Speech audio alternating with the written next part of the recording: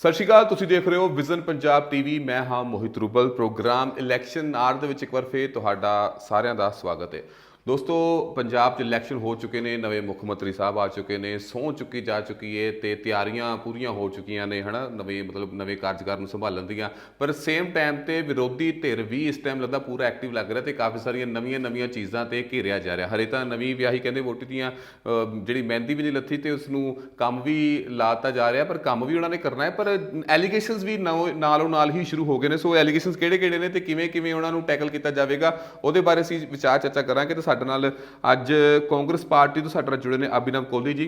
ਸਵਾਗਤ ਹੈ ਸਾਡਾ ਅੱਜ ਦੇ ਪ੍ਰੋਗਰਾਮ ਦੇ ਵਿੱਚ। ਤੇ ਸਾਡੇ ਨਾਲ ਆਮ ਆਦਮੀ ਪਾਰਟੀ ਤੋਂ ਜੁੜੇ ਨੇ ਐਡਵੋਕੇਟ ਪਰਮਵੀਰ ਸੈਣੀ ਜੀ। ਸਰ, ਤੁਹਾਡਾ ਵੀ ਸਵਾਗਤ ਹੈ। ਤੇ ਇਸ ਨਾਲ ਸਾਡੇ ਨਾਲ ਸਪੈਸ਼ਲ ਸਾਡੇ ਨਾਲ ਜੁੜੇ ਨੇ ਪੋਲੀਟੀਕਲ ਐਕਸਪਰਟ ਤੇ ਸੀਨੀਅਰ ਜਰਨਲਿਸਟ ਗੁਰਮੀਤ ਸਿੰਘ ਪਲਾਹੇ ਜੀ। ਸਤਿ ਸ਼੍ਰੀ ਅਕਾਲ ਸਰ, ਤੁਹਾਡਾ ਵੀ ਸਵਾਗਤ ਹੈ ਜੀ। ਸੋ ਜਿਵੇਂ ਕਿ ਪਲਾਹੀ ਸਾਹਿਬ, ਸਭ ਤੋਂ ਪਹਿਲਾਂ ਤੁਹਾਡੇ ਨਾਲ ਹੀ ਗੱਲ ਕਰਦਾ ਕਿ ਸਰਕਾਰ ਨਵੀਂ ਆ ਚੁੱਕੀ ਹੈ, ਕਾਫੀ ਵੱਡੇ ਬਹੁਮਤ ਦੇ ਨਾਲ ਇਹਨਾਂ ਨੂੰ ਮੌਕਾ ਮਿਲਿਆ, ਪਰ ਬੰਦੇ ਸਾਰ ਹੀ ਕਾਫੀ ਸਾਰੀ ਚੀਜ਼ਾਂ ਦੇ ਵਿੱਚ ਉਹਨਾਂ 'ਤੇ ਸਵਾਲ ਚੱਕੇ ਜਾ ਰਹੇ ਨੇ। ਚਾਹੇ ਅੰਮ੍ਰਿਤਸਰ ਦੇ ਵਿੱਚ ਸ਼ਕਤੀ ਪ੍ਰਦਰਸ਼ਨ ਦੀ ਗੱਲ ਹੋਵੇ ਤੇ ਭਾਵੇਂ ਜਿਹੜਾ ਸਹੁੰ ਚੁੱਕ ਸਮਾਗਮ ਜਿਹੜਾ ਖਟਕੜ ਕਲਾਂ ਦੇ ਵਿੱਚ ਇਹਨਾਂ ਨੇ ਕੀਤਾ ਤੇ ਉਸਦੇ ਵਿੱਚ ਕਾਫੀ ਸਾਰੀ ਜ਼ਮੀਨ ਨੂੰ ਲਿਆ ਗਿਆ, ਫਿਰ ਉਹਨਾਂ ਨੂੰ ਮੁਆਵਜ਼ਾ ਦਿੱਤਾ ਗਿਆ। ਕਾਫੀ ਵਿਰੋਧੀ ਧਿਰ ਨੇ ਚੰਗਾ ਉਸ ਨੂੰ ਟੈਕਲ ਕਰਨ ਦੀ ਕੋਸ਼ਿਸ਼ ਕੀਤੀ ਹੈ, ਕਾਫੀ ਘੇਰਨ ਦੀ ਕੋਸ਼ਿਸ਼ ਕੀਤੀ ਹੈ। ਸੋ ਸਾਰਾ ਜੋ ਸਮੀਕਰਨ ਜੋ ਚੱਲ ਰਿਹਾ ਉਹਦੇ ਬਾਰੇ ਤੁਸੀਂ ਕੀ ਸੋਚਦੇ ਹੋ ਕਿ ਹਾਲੇ ਤਾਂ ਸਰਕਾਰ ਨਵੀਂ ਆਈ ਹੈ, ਪਹਿਲਾਂ ਵੀ ਸ਼ਾਇਦ ਸੇਮ ਚੀਜ਼ਾਂ ਹੋਈਆਂ ਹੋਣਗੀਆਂ, ਪਰ ਆਮ ਆਦਮੀ ਪਾਰਟੀ ਨੂੰ ਕੀ ਖਾਸ ਘੇਰਿਆ ਜਾ ਰਿਹਾ? ਦੇਖੋ ਮੋਹਿਤ ਜੀ, ਇੱਕ ਨਵੀਂ ਕਿਸਮ ਦੀ ਗੱਲ ਜਿਹੜੀ ਹੈ ਪੰਜਾਬ ਦੇ ਵਿੱਚ ਵਾਪਰੀ ਹੈ। ਇੱਕ ਐਡੀ ਬਹੁਮਤ ਦੇ ਨਾਲ ਬਹੁਤ ਲੰਮੇ ਸਮੇਂ ਤੋਂ ਬਾਅਦ ਸਰਕਾਰ ਜਿਹੜੀ ਹੈ ਉਹ ਬਦਲ ਦੇ ਵਿੱਚ ਆਈ ਹੈ। ਇੱਕ ਵਿਰੋਧ ਸੀ, ਇੱਕ ਰੋਸ ਸੀ, ਤੇ ਮੁੜ ਕੇ ਫੇਰ ਬਦਲਾਅ ਜਿਹੜਾ ਹੈ, ਵਿਦਰੋਹ ਤੋਂ ਬਾਅਦ ਇੱਕ ਬਦਲਾਅ ਜਿਹੜਾ ਹੈ ਲੋਕਾਂ ਨੇ ਦੇਖਿਆ ਹੈ। ਇਹਦੇ ਵਿੱਚ ਕਿਉਂਕਿ ਆਮ ਲੋਕਾਂ ਦੀ ਬੜੀ ਵੱਡੀ ਪੱਧਰ ਤੇ ਸ਼ਮੂਲੀਅਤ ਸੀ। ਲੋਕਾਂ ਦੀਆਂ ਜਿਸ ਵੇਲੇ ਆਮ ਆਦਮੀ ਪਾਰਟੀ ਨੇ ਬਹੁਤ ਵੱਡੀ ਜਿੱਤ ਪ੍ਰਾਪਤ ਕੀਤੀ ਹੈ ਤੇ ਲੋਕਾਂ ਦੀਆਂ ਆਸ਼ਾਵਾਂ ਵੀ ਉਸ ਕਿਸਮ ਦੀਆਂ ਸਨ। ਇਹਨਾਂ ਆਸ਼ਾਵਾਂ ਦੇ ਵੱਧ ਹੋਣ ਕਾਰਨ ਜਿਸ ਵੇਲੇ ਲੋਕਾਂ ਦੇ ਵਿੱਚ ਇਸ ਕਿਸਮ ਦਾ ਉਤਸ਼ਾਹ ਹੈ, ਉਹਨਾਂ ਨੂੰ ਇਵੇਂ ਲੱਗਦਾ ਕਿ ਅਸੀਂ ਇੱਕ ਬਹੁਤ ਵੱਡੀ ਜੰਗ ਜਿਹੜੀ ਹੈ ਜਿੱਤ ਲਈ ਹੈ। ਇੱਕ ਰੈਵੂਲੇਸ਼ਨ ਜਿਹੜਾ ਹੈ ਪੰਜਾਬ ਦੇ ਵਿੱਚ ਆ ਗਿਆ। ਭਾਵੇਂ ਕਿ ਇਨਕਲਾਬ ਜਾਂ ਰੈਵੂਲੇਸ਼ਨ ਦੀ ਗੱਲ ਜਦੋਂ ਅਸੀਂ ਕਰਦੇ ਹਾਂ ਤੇ ਉਹਦੇ ਅਰਥ ਕੁਝ ਵੱਖਰੀ ਕਿਸਮ ਦੇ ਨੇ, ਪਰ ਇੱਕ ਬਦਲਾਅ ਦੀ ਰਾਜਨੀਤੀ ਜਿਹੜੀ ਹੈ ਉਹ ਪੰਜਾਬ ਦੇ ਵਿੱਚ ਦੇਖਣ ਨੂੰ ਮਿਲੀ ਹੈ। ਰਵਾਇਤੀ ਪਾਰਟੀਆਂ ਨੂੰ ਇਸ ਮਾਮਲੇ ਤੇ ਬੜੀ ਵੱਡੀ ਸੱਟ ਲੱਗੀ ਹੈ ਤੇ ਇਸ ਸੱਟ ਦੇ ਸਿੱਟੇ ਵਜੋਂ ਹੀ ਜਿਸ ਵੇਲੇ ਆਮ ਆਦਮੀ ਪਾਰਟੀ ਬਹੁਤ ਵੱਡੇ ਪੱਧਰ ਤੇ ਕੋਈ ਜਸ਼ਨ ਮਨਾਉਂਦੀ ਹੈ, ਕੋਈ ਵੀ ਕਾਰਜ ਕਰਦੀ ਹੈ, ਉਸ ਨੂੰ ਇਵੇਂ ਲੱਗਦਾ ਕਿ ਇਹ ਤਾਂ ਸਾਡੇ ਵਾਂਗਰੇ ਕਰਨ ਲੱਗ ਪਏ ਨੇ ਤੇ ਬਦਲਾਅ ਜਾਂ ਇਹਦੇ ਵਿੱਚ ਵੱਖਰਾਪਨ ਕੀ ਹੋਇਆ। ਦੇਖੋ, ਬਹੁਤ ਵੱਡੀ ਜਿਸ ਵੇਲੇ ਖਟਕੜ ਕਲਾਂ ਦੇ ਵਿੱਚ ਕੱਲ ਬਹੁਤ ਵੱਡਾ ਸਮਾਗਮ ਹੋਇਆ ਹੈ, ਉਸ ਤੇ ਉੱਤੇ ਇੰਨਾ ਖਰਚਾ ਜ਼ਿਆਦਾ ਹੋਇਆ ਵੀ ਸ਼ਾਇਦ ਪੰਜਵੀਂ ਵਾਰ ਸੀ ਜਿਸ ਵੇਲੇ ਰਾਜ ਭਵਨ ਤੋਂ ਬਾਹਰ ਜਾ ਕੇ ਇਸ ਢੰਗ ਦੇ ਨਾਲ ਸਹੁੰ ਚੁੱਕ ਦਾ ਸਮਾਗਮ ਹੋਇਆ ਔਰ ਇਹ ਇੰਨਾ ਖਰਚਾ ਜਿਹੜਾ ਹੈ ਕੀਤਾ ਗਿਆ। ਇਸ ਤੋਂ ਪਹਿਲਾਂ ਲਗਭਗ 70 ਲੱਖ ਰੁਪਏ ਦੇ ਖਰਚੇ ਦੀ ਸਭ ਤੋਂ ਉੱਚੀ ਦਰ ਸੀ।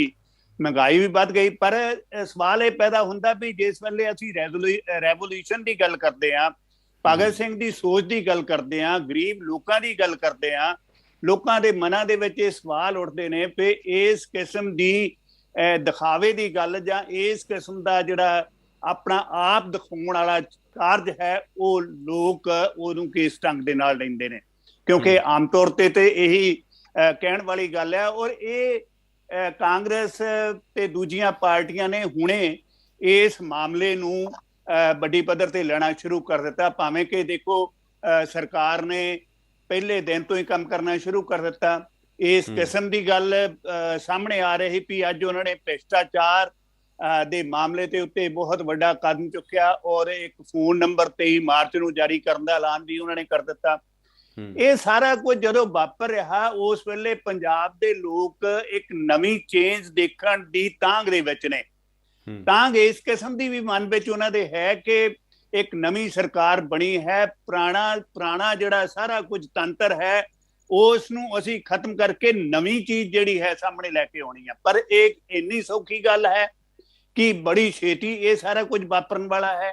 ਇਹਦੇ ਲਈ ਸਮਾਂ ਦੇਣ ਦੀ ਗੱਲ ਹੋਏਗੀ। ਮੈਂ ਗੱਲ ਕਰਾਂਗਾ ਕਿ ਜਿਸ ਵੇਲੇ ਭਲੱਥ ਦੇ MLA ਖਹਿਰਾ ਸਾਹਿਬ ਬੇਅਦਬੀ ਵਾਲੇ ਸਥਾਨ ਤੇ ਗਏ ਨੇ, ਉੱਥੇ ਉਹਨਾਂ ਨੇ ਬਹੁਤ ਸਾਰੀਆਂ ਗੱਲਾਂ ਕੀਤੀਆਂ ਤੇ ਅਖੀਰ ਦੇ ਵਿੱਚ ਇਹ ਗੱਲ ਕਹਿ ਕੇ ਆ ਗਏ ਵੀ ਅਸੀਂ 6 ਮਹੀਨੇ ਸਰਕਾਰ ਨੂੰ ਦਿੰਨੇ ਆ ਤੇ ਉਹ ਇਸ ਮਾਮਲੇ ਤੇ ਜੋ ਵੀ ਬਣਦੀ ਜੁੜਦੀ ਕਾਰਵਾਈ ਆ ਉਹ ਕਰਨ, ਅਸੀਂ ਐਡੀ ਕਾਹਲੀ ਦੇ ਨਾਲ ਵਿਰੋਧ ਨਹੀਂ ਕਰਾਂਗੇ। ਤੇ ਉਧਰ ਸਾਡੇ ਮਾਨਯੋਗ ਮੁੱਖ ਮੰਤਰੀ ਨੇ ਵੀ ਕਿਹਾ ਵੀ ਸਾਡੇ ਜਿਹੜੇ ਮਾਨਯੋਗ MLA ਬਣੇ ਨੇ ਜਾਂ ਸਾਡੇ ਵਰਕਰ ਨੇ ਉਹ ਕਾਹਲੀ ਨਾ ਕਰਨ, ਟਰਮਾ ਰੱਖਣ। ਤੋ ਇਹ ਟਰਮੇ ਦੀ ਰਾਜਨੀਤੀ ਵਾਲੀ ਗੱਲ ਜਿਹੜੀ ਹੈ ਆਮ ਆਦਮੀ ਪਾਰਟੀ ਨੇ ਮੁੜ ਦੇ ਵਿੱਚ ਕੀਤੀ ਹੈ ਤੇ ਹੁਣ ਵੀ ਉਹਨਾਂ ਨੂੰ ਇਸ ਢੰਗ ਦੇ ਨਾਲ ਲੋਕ ਜਿਹੜਾ ਦੇਖ ਰਹੇ ਨੇ। ਪਰ ਆਪੋਜੀਸ਼ਨ ਜਿਹੜੀ ਹੈ ਮੈਂ ਸਮਝਦਾ ਹੁਣੇ ਤਰਲੋ ਮੱਛੀ ਹੋਣਾ ਸ਼ੁਰੂ ਹੋ ਗਈ ਹੈ ਉਹਨਾਂ ਦਾ ਵਿਰੋਧ ਕਰਨ ਦੇ ਵਿੱਚ। ਜੀ ਜੀ ਪਲਾਈ ਸਾਹਿਬ, ਤੁਹਾਡੀ ਗੱਲ ਤੋਂ ਹੀ ਅੱਗੋਂ ਮੈਂ ਗੱਲ ਨੂੰ ਕੰਟੀਨਿਊ ਕਰਾਂਗਾ ਕਿ ਤੁਸੀਂ ਜਿੱਥੇ ਕਹਿ ਰਹੇ ਹੋ, ਐਂਡ ਈਵਨ ਭਗਵੰਤ ਮਾਨ ਸਾਹਿਬ ਹੋਣਾ ਨਵੇਂ ਮੁੱਖ ਮੰਤਰੀ ਸਾਹਿਬ ਨੇ ਵੀ ਕਿਹਾ ਕਿ ਅਸੀਂ ਜਿਹੜਾ ਵੀ ਕੰਮ ਕਰਾਂਗੇ ਠਰਮੇ ਨਾ ਕਰਾਂਗੇ, ਬੜੇ ਮਤਲਬ ਰੁਕ ਕੇ ਕਰਾਂਗੇ ਤੇ ਆਰਾਮ ਨਾਲ ਸਾਰੇ ਕੰਮ ਆਪਾਂ ਕਰਾਂਗੇ। ਪਰ ਸੇਮ ਟਾਈਮ ਤੇ ਅਗਰ ਇਹਨਾਂ ਦੇ MLA ਦੀ ਗੱਲ ਕੀਤੀ ਜਾਵੇ ਤਾਂ ਕੋਈ MLA ਪੂਰੇ ਪੰਜਾਬ ਦੀ ਗੱਲ ਕੀਤੀ ਜਾਵੇ ਤਾਂ ਕੋਈ ਸਿਵਲ ਹਸਪੀਟਲ ਪਹੁੰਚਿਆ, ਕੋਈ ਸਕੂਲਾਂ 'ਚ ਪਹੁੰਚਿਆ, ਕੋਈ ਕਿਸੇ ਹੋਰ ਸਰਕਾਰੀ ਅਦਾਰੇ 'ਚ ਪਹੁੰਚ ਗਿਆ। ਇੱਕ ਆਪਣਾ ਰੋਬ ਪਾਉਣ ਦੀ ਗੱਲ ਕੀਤੀ ਜਾ ਰਹੀ ਹੈ, ਇੱਕ ਦਿਖਾਇਆ ਜਾ ਰਿਹਾ ਕਿ ਅਸੀਂ ਤਾਂ ਬਈ ਗਰਾਊਂਡ 'ਚ ਪਹੁੰਚ ਚੁੱਕੇ ਹਾਂ ਤੇ ਕੰਮ ਕਰਵਾਉਣਾ ਹੈ ਤੇ ਕੰਮ ਵਧੀਆ ਕਰਵਾਉਣਾ ਹੈ। ਉੱਥੇ ਤੁਸੀਂ ਬਿਲਕੁਲ ਟਾਈਮ ਤੇ ਪਹੁੰਚ ਰਹੇ ਹੋ। ਇੱਥੇ ਜਿਹੜੇ ਮੇਨ ਮੁੱਦੇ ਨੇ ਉੱਥੇ ਤੁਸੀਂ ਕਹਿ ਰਹੇ ਹੋ ਕਿ ਆਪਾਂ ਟਾਈਮ ਲਵਾਂਗੇ, ਪੂਰਾ ਚੰਗੀ ਤਰ੍ਹਾਂ ਐਨਾਲਿਸਿਸ ਕਰਾਂਗੇ, ਫੇਰ ਕੰਮ ਕਰਾਂਗੇ। ਤੇ ਇੱਥੇ ਡਬਲ ਸਟੈਂਡਰਡ ਤੇ ਨਹੀਂ ਸ਼ੋਅ ਕੀਤਾ ਜਾ ਰਿਹਾ। ਚਲੋ ਇਹਦੇ ਬਾਰੇ ਆਪਾਂ ਡਾਇਰੈਕਟ ਆਪਾਂ ਜਿਹੜੇ ਆਮ ਆਦਮੀ ਪਾਰਟੀ ਦੇ ਪ੍ਰਵਕਤਾ ਨੇ ਪਰਮਵੀਰ ਸੈਣੀ ਹੋਣੀ, ਉਹਨਾਂ ਨਾਲ ਗੱਲਬਾਤ ਕਰਦੇ ਹਾਂ। ਹਾਂਜੀ ਪਰਮਵੀਰ ਜੀ, ਤੁਸੀਂ ਪਲਾਹੀ ਸਾਹਿਬ ਨੂੰ ਵੀ ਸੁਣਿਆ ਤੇ ਅਸੀਂ ਵੀ ਸਵਾਲ ਜਿਹੜੇ ਚੁੱਕ ਰਹੇ ਹਾਂ, ਉਹਦੇ ਬਾਰੇ ਤੁਸੀਂ ਕੀ ਆਖਦੇ ਹੋ? ਮੈਂ ਹੁਣੇ ਸਾਰੀ ਗੱਲਬਾਤ ਸੁਣ ਰਿਹਾ ਸੀ ਤੇ ਜਿਹੜੀ ਜਨਰਲ ਅੱਜ ਗੱਲ ਚੱਲ ਰਹੀ ਹੈ ਕਿ ਪਤਾ ਨਹੀਂ ਖਰਚਾ ਬਹੁਤ ਜ਼ਿਆਦਾ ਹੋ ਗਿਆ, ਆਮ ਆਦਮੀ ਪਾਰਟੀ ਦੇ MLA ਪ੍ਰੋਐਕਟਿਵ ਹੈ ਜਾਂ ਮਾਨ ਸਾਹਿਬ ਨੇ ਠਰਮੇ ਨਾਲ ਗੱਲ ਕੰਮ ਕਰਨ ਦੀ ਗੱਲ ਕਹੀ ਹੈ। ਦੇਖੋ, ਸਭ ਤੋਂ ਪਹਿਲਾਂ ਮੈਂ ਜਵਾਬ ਦਿੰਦਾ ਜਿਹੜੀ ਗੱਲ ਖਰਚੇ ਦੀ ਹੈ।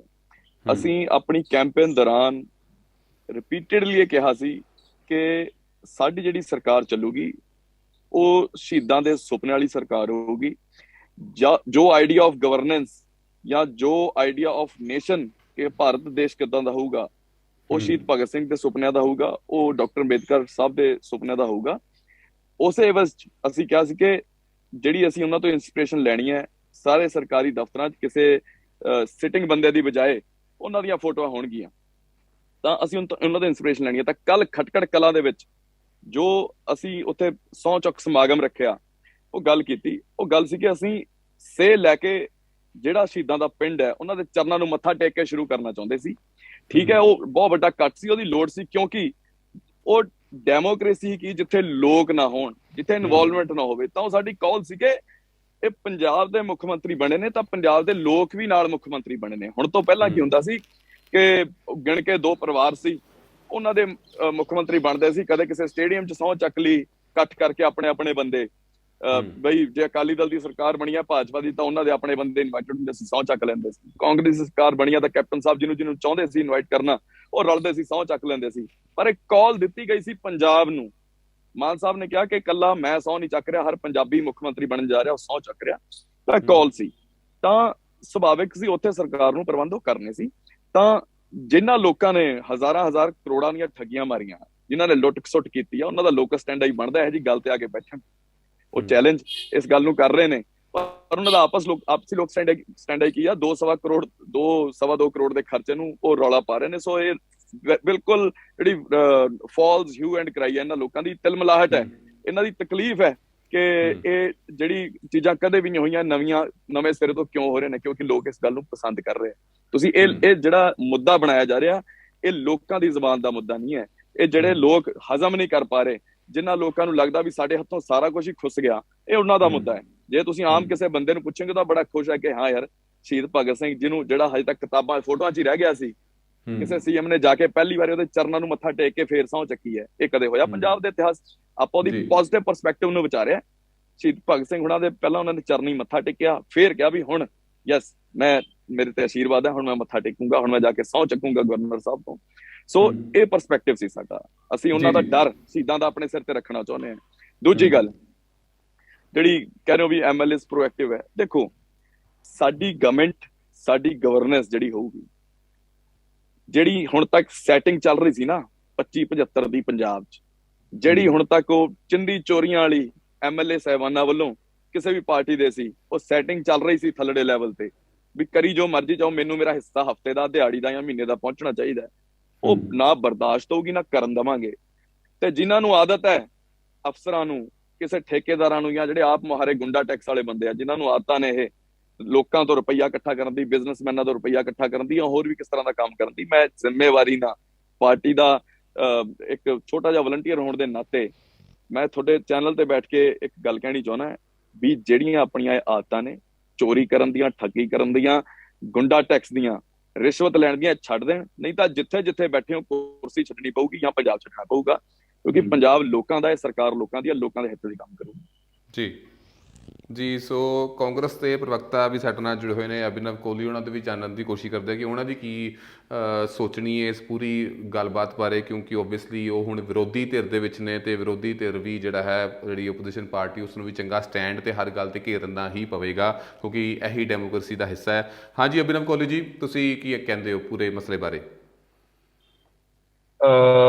ਮੋਹਿਤ ਜੀ, ਦੇਖੋ, ਸਭ ਤੋਂ ਪਹਿਲਾਂ ਤਾਂ ਮੈਂ ਵਧਾਈ ਦੇਣਾ ਚਾਹੂੰਗਾ ਆਮ ਆਦਮੀ ਪਾਰਟੀ ਨੂੰ ਤੇ ਭਗਵੰਤ ਮਾਨ ਜੀ ਨੂੰ ਕਿ ਉਹ ਸੀਐਮ ਬਣੇ ਨੇ। ਤੇ ਮੈਂ ਸੋਚਦਾ ਕਿ ਆਮ ਆਦਮੀ ਪਾਰਟੀ ਜਿਹੜਾ ਪੰਜਾਬ ਦੇ ਜਿਹੜੇ ਸੁਪਨੇ ਹੈ ਉਹਨਾਂ ਨੂੰ ਸਿਰਜਣ ਦਾ ਜਿਹੜਾ ਉਹ ਕੰਮ ਕਰੇਗੀ। ਤੇ ਨਾਲ ਦੇ ਨਾਲ ਦੇਖਿਆ ਜਾਵੇ ਕਿ ਡੈਮੋਕ੍ਰੇਸੀ ਦੇ ਵਿੱਚ ਓਪੋਜੀਸ਼ਨ ਤੇ ਗਵਰਨਮੈਂਟ ਪੈਰਲਲ ਚੱਲਦੀ ਹੈ। ਜੇ ਗਵਰਨਮੈਂਟ ਨੇ ਕੋਈ ਕੰਮ ਕੀਤਾ ਹੈ ਤੇ ਓਪੋਜੀਸ਼ਨ ਦਾ ਪੂਰਾ ਅਧਿਕਾਰ ਹੈ ਉਹਦੇ ਉੱਤੇ ਸਵਾਲ ਖੜੇ ਕਰਨ ਦਾ। ਤੇ ਜੇ ਖਰਚਾ ਅਗਰ ਕਿਤੇ ਹੋਇਆ ਵੀ ਹੈ ਤੇ ਮੈਂ ਨਹੀਂ ਸਮਝਦਾ ਕਿ ਕੋਈ ਬਹੁਤ ਜ਼ਿਆਦਾ ਵੱਡਾ ਮੁੱਦਾ ਹੈ, ਪਰ ਮੈਂ ਇਹ ਵੀ ਨਹੀਂ ਸਮਝਦਾ ਕਿ ਇਸ ਤੇ ਗੱਲ ਹੀ ਨਹੀਂ ਹੋਣੀ ਚਾਹੀਦੀ। ਜੇ ਖਰਚਾ ਹੋਇਆ ਤਾਂ ਇਸ ਤੇ ਓਬਵੀਅਸਲੀ ਗੱਲ ਵੀ ਹੋਏਗੀ, ਪਰ ਇਹ ਐਡਾ ਵੱਡਾ ਮੁੱਦਾ ਵੀ ਨਹੀਂ ਹੈਗਾ ਵੀ ਪਹਿਲਾਂ ਕਦੇ ਏਡੇ ਵੱਡੇ ਖਰਚੇ ਨਹੀਂ ਹੋਏ। ਗੱਲ ਇਸ ਟਾਈਮ ਪੰਜਾਬ ਦੀ ਹੈਗੀ ਹੈ। ਜਦੋਂ ਅਸੀਂ ਸਰਕਾਰ 'ਚ ਹੁੰਦੇ ਸੀ, ਅਸੀਂ ਉਦੋਂ ਵੀ ਇਹ ਗੱਲ ਕਰਦੇ ਸੀ ਕਿ ਗੱਲ ਮੁੱਦਿਆਂ ਦੀ ਹੈ। ਅਸੀਂ ਨਵੀਂ ਜਨਰੇਸ਼ਨ ਆ, ਅਸੀਂ ਇਸ ਮੌਕੇ ਤੇ ਬਲੇਮ ਗੇਮ ਦੀ ਪੋਲਿਟਿਕਸ ਨਹੀਂ ਕਰਨਾ ਚਾਹੁੰਦੇ। ਭਗਵੰਤ ਮਾਨ ਸਾਹਿਬ ਨਵੇਂ ਸੀਐਮ ਬਣੇ ਆ, ਮੈਂ ਸਮਝਦਾ ਕਿ ਉਹਨਾਂ ਨੂੰ ਹਲੇ ਟਾਈਮ ਦੇਣਾ ਚਾਹੀਦਾ ਕੁਝ, ਕਿਉਂਕਿ ਐਡਮਿਨਿਸਟ੍ਰੇਸ਼ਨ ਜਿਹੜੀ ਹੁੰਦੀ ਹੈ ਉਹ ਇੱਕ ਵੱਡੀ ਜ਼ਿੰਮੇਵਾਰੀ ਹੁੰਦੀ ਹੈ। ਤੁਸੀਂ ਦੇਖੋ, ਸਾਡੇ ਵਖਰੇਵੇਂ ਹੋ ਸਕਦੇ ਆ ਕਈ ਲੀਡਰਾਂ ਨਾਲ, ਲੇਕਿਨ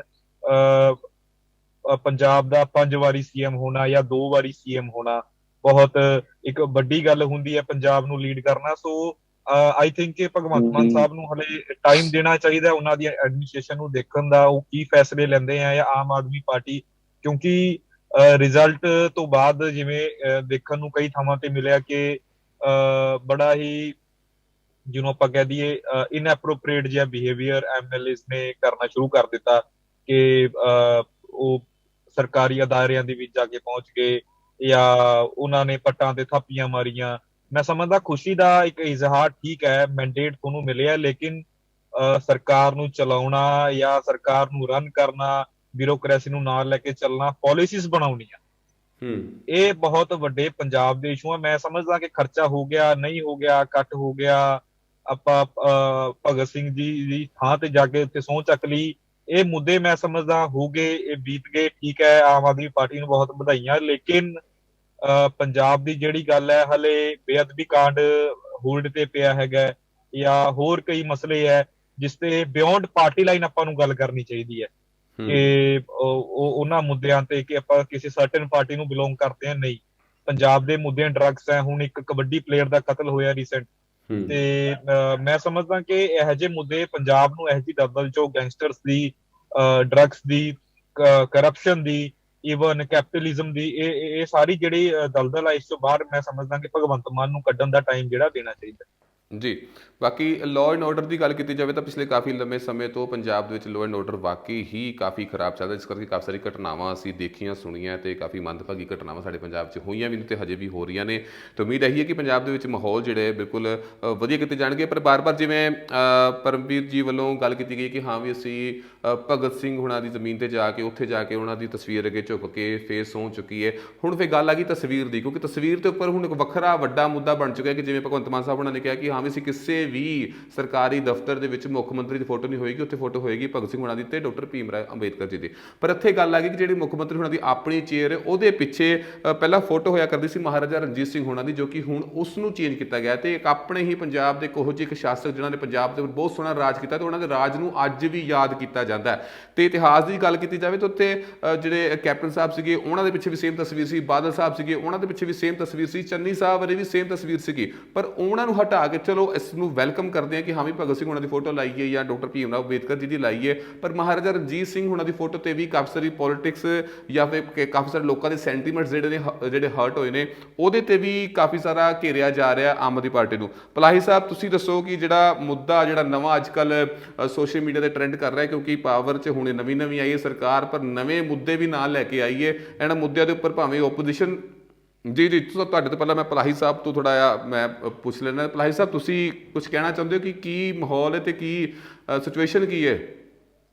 ਦੇਖੋ, ਗੱਲ ਇਹ ਆ ਵੀ ਤਸਵੀਰ ਵਾਲਾ ਮੁੱਦਾ ਜਿਹੜਾ ਹੈ ਇਹ ਬੜਾ ਗੰਭੀਰ ਮੁੱਦਾ ਬਹੁਤ ਸਾਰੇ ਸਰਕਲਾਂ ਦੇ ਵਿੱਚ ਗਿਣਿਆ ਜਾ ਰਿਹਾ। ਖਾਸ ਤੌਰ ਤੇ ਇੰਟੈਲੈਕਚੁਅਲ ਲੋਕ ਜਿਹੜੇ ਇਹ ਮਹਿਸੂਸ ਕਰਦੇ ਨੇ ਕਿ ਜਿਸ ਵੇਲੇ ਰਾਜ ਪ੍ਰਬੰਧ ਦੀ ਗੱਲ ਹੈ, ਚੰਗੇ ਸ਼ਾਸਨ ਦੀ ਗੱਲ ਹੈ, ਚੰਗੇ ਆਉਣ ਵਾਲੇ ਸਮੇਂ ਦੇ ਵਿੱਚ ਲੋਕਾਂ ਨੂੰ ਆਪਣੇ ਨਾਲ ਲੈ ਕੇ ਤੁਰਨ ਦੀ ਹੈ, ਤੇ ਉਸ ਵੇਲੇ ਪੰਜਾਬੀ ਸੱਭਿਆਚਾਰ ਦੀ ਇੱਕ ਇਹੋ ਜਿਹੀ ਤਸਵੀਰ ਪੇਸ਼ ਕੀਤੀ ਜਾਣੀ ਚਾਹੀਦੀ ਹੈ ਜਿਹਦੇ ਵਿੱਚ ਹਰ ਵਰਗ ਦਾ ਵਿਅਕਤੀ ਜਿਹੜਾ ਹੈ ਉਸ ਦੇ ਵਿੱਚ ਸ਼ਾਮਲ ਹੋਵੇ। ਇਹਨਾਂ ਸਾਰਿਆਂ ਮੁੱਦਿਆਂ ਨੂੰ ਮਨ ਦੇ ਵਿੱਚ ਰੱਖ ਕੇ ਪੰਜਾਬੀ ਸੱਭਿਆਚਾਰ ਦੀ ਤਸਵੀਰ ਪੇਸ਼ ਕਰਨ ਵਾਲਾ ਔਰ ਪੰਜਾਬੀ ਪ੍ਰਬੰਧ ਨੂੰ, ਸਹੀ ਪ੍ਰਬੰਧ ਨੂੰ ਆਪਣੇ ਨਾਲ ਲੈ ਕੇ ਤੁਰਨ ਵਾਲੇ ਮਹਾਰਾਜਾ ਰਣਜੀਤ ਸਿੰਘ ਨੂੰ ਸਮੇਂ-ਸਮੇਂ ਤੇ ਐਡਮਿਨਿਸਟ੍ਰੇਸ਼ਨ ਦੇ ਦਾ ਆਪਣਾ ਸਾਹਮਣਾ ਰੱਖਦੇ ਹੋਏ ਉਹਨਾਂ ਦੀ ਤਸਵੀਰ ਜਿਹੜੀ ਹੈ ਇਹਨਾਂ ਜਿਹੜੇ ਵੱਖੋ ਵੱਖਰੇ ਸਰਕਾਰੀ ਅਦਾਰੇ ਆ ਉਹਨਾਂ ਵਿੱਚ ਲਗਾਈ ਗਈ ਸੀ। ਮੈਂ ਸਮਝਦਾ ਵੀ ਇਸ ਗੱਲ ਦੇ ਵਿੱਚ ਕੋਈ ਹੁਆਈ ਵਾਲੀ ਗੱਲ ਨਹੀਂ ਸੀ ਵੀ ਜੇ ਉਹ ਤਸਵੀਰ ਲੱਗੀ ਰਹਿਣ ਦਿੱਤੀ ਜਾਂਦੀ ਤੇ ਸ਼ਹੀਦ ਭਗਤ ਸਿੰਘ ਦੀ ਔਰ ਅੰਬੇਦਕਰ ਸਾਹਿਬ ਜੀ ਦੀ ਤਸਵੀਰ ਜਿਹੜੀ ਹੈ ਉਹਦੇ ਨਾਲ ਐਡੀਸ਼ਨ ਕਰ ਦਿੱਤੀ ਜਾਂਦੀ।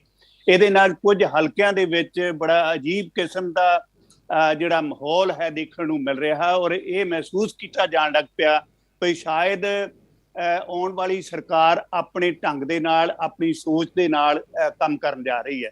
ਪਰ ਉਹ ਸੋਚ ਕਿਹੜੀ ਹੈ? ਸ਼ਹੀਦ ਭਗਤ ਸਿੰਘ ਦੀ ਸੋਚ ਤਾਂ ਸਾਰਿਆਂ ਨੂੰ ਨਾਲ ਲੈ ਕੇ ਤੁਰਨ ਦੀ ਹੈ, ਇਨਕਲਾਬ ਦੀ ਸੋਚ ਹੈ, ਇੱਕ ਇਹੋ ਜਿਹਾ ਹੈ ਲੋਕਾਂ, ਗਰੀਬ ਗੁਰਬੇ ਨੂੰ ਬਰਾਬਰ ਦੇ ਹੱਕ ਦੇਣ ਵਾਲੀ ਸੋਚ ਹੈ। ਸੱਭਿਆਚਾਰਾਂ, ਵੱਖੋ ਵੱਖਰੀਆਂ ਜਾਤ ਪਾਤ ਤੇ ਹੋਰ ਸਾਰੀਆਂ ਗੱਲਾਂ ਤੋਂ ਪਰੇ ਹਟ ਕੇ ਇੱਕ ਇਹੋ ਜਿਹਾ ਸਮਾਜ ਉਸਾਰਨ ਦੀ ਸੋਚ ਹੈ ਜਿਹਦੇ ਉੱਤੇ ਸ਼ਾਇਦ ਕੋਈ ਕਿੰਤੂ ਪਰੰਤੂ ਨਹੀਂ ਕੀਤਾ ਜਾ ਸਕਦਾ। ਦੇਖੋ, ਉਸ ਦੇ ਇਨਕਲਾਬ ਦੀ ਗੱਲ, ਜਿਸ ਵੇਲੇ ਅਸੀਂ ਭਗਤ ਸਿੰਘ ਦੇ ਇਨਕਲਾਬ ਦੀ ਗੱਲ ਕਰਦੇ ਹਾਂ ਤੇ ਉਸ ਇਨਕਲਾਬ ਦੇ ਵਿੱਚ ਹਰ ਵਰਗ ਦੇ ਲੋਕਾਂ ਨੂੰ ਬਰਾਬਰ ਦੇ ਅਧਿਕਾਰ ਦੇਣ ਦੀ ਗੱਲ ਜਿਹੜੀ ਹੈ ਉਹ ਪ੍ਰਾਇਓਰਟੀ ਤੇ ਹੈ, ਪਹਿਲੇ ਨੰਬਰ ਤੇ ਹੈ।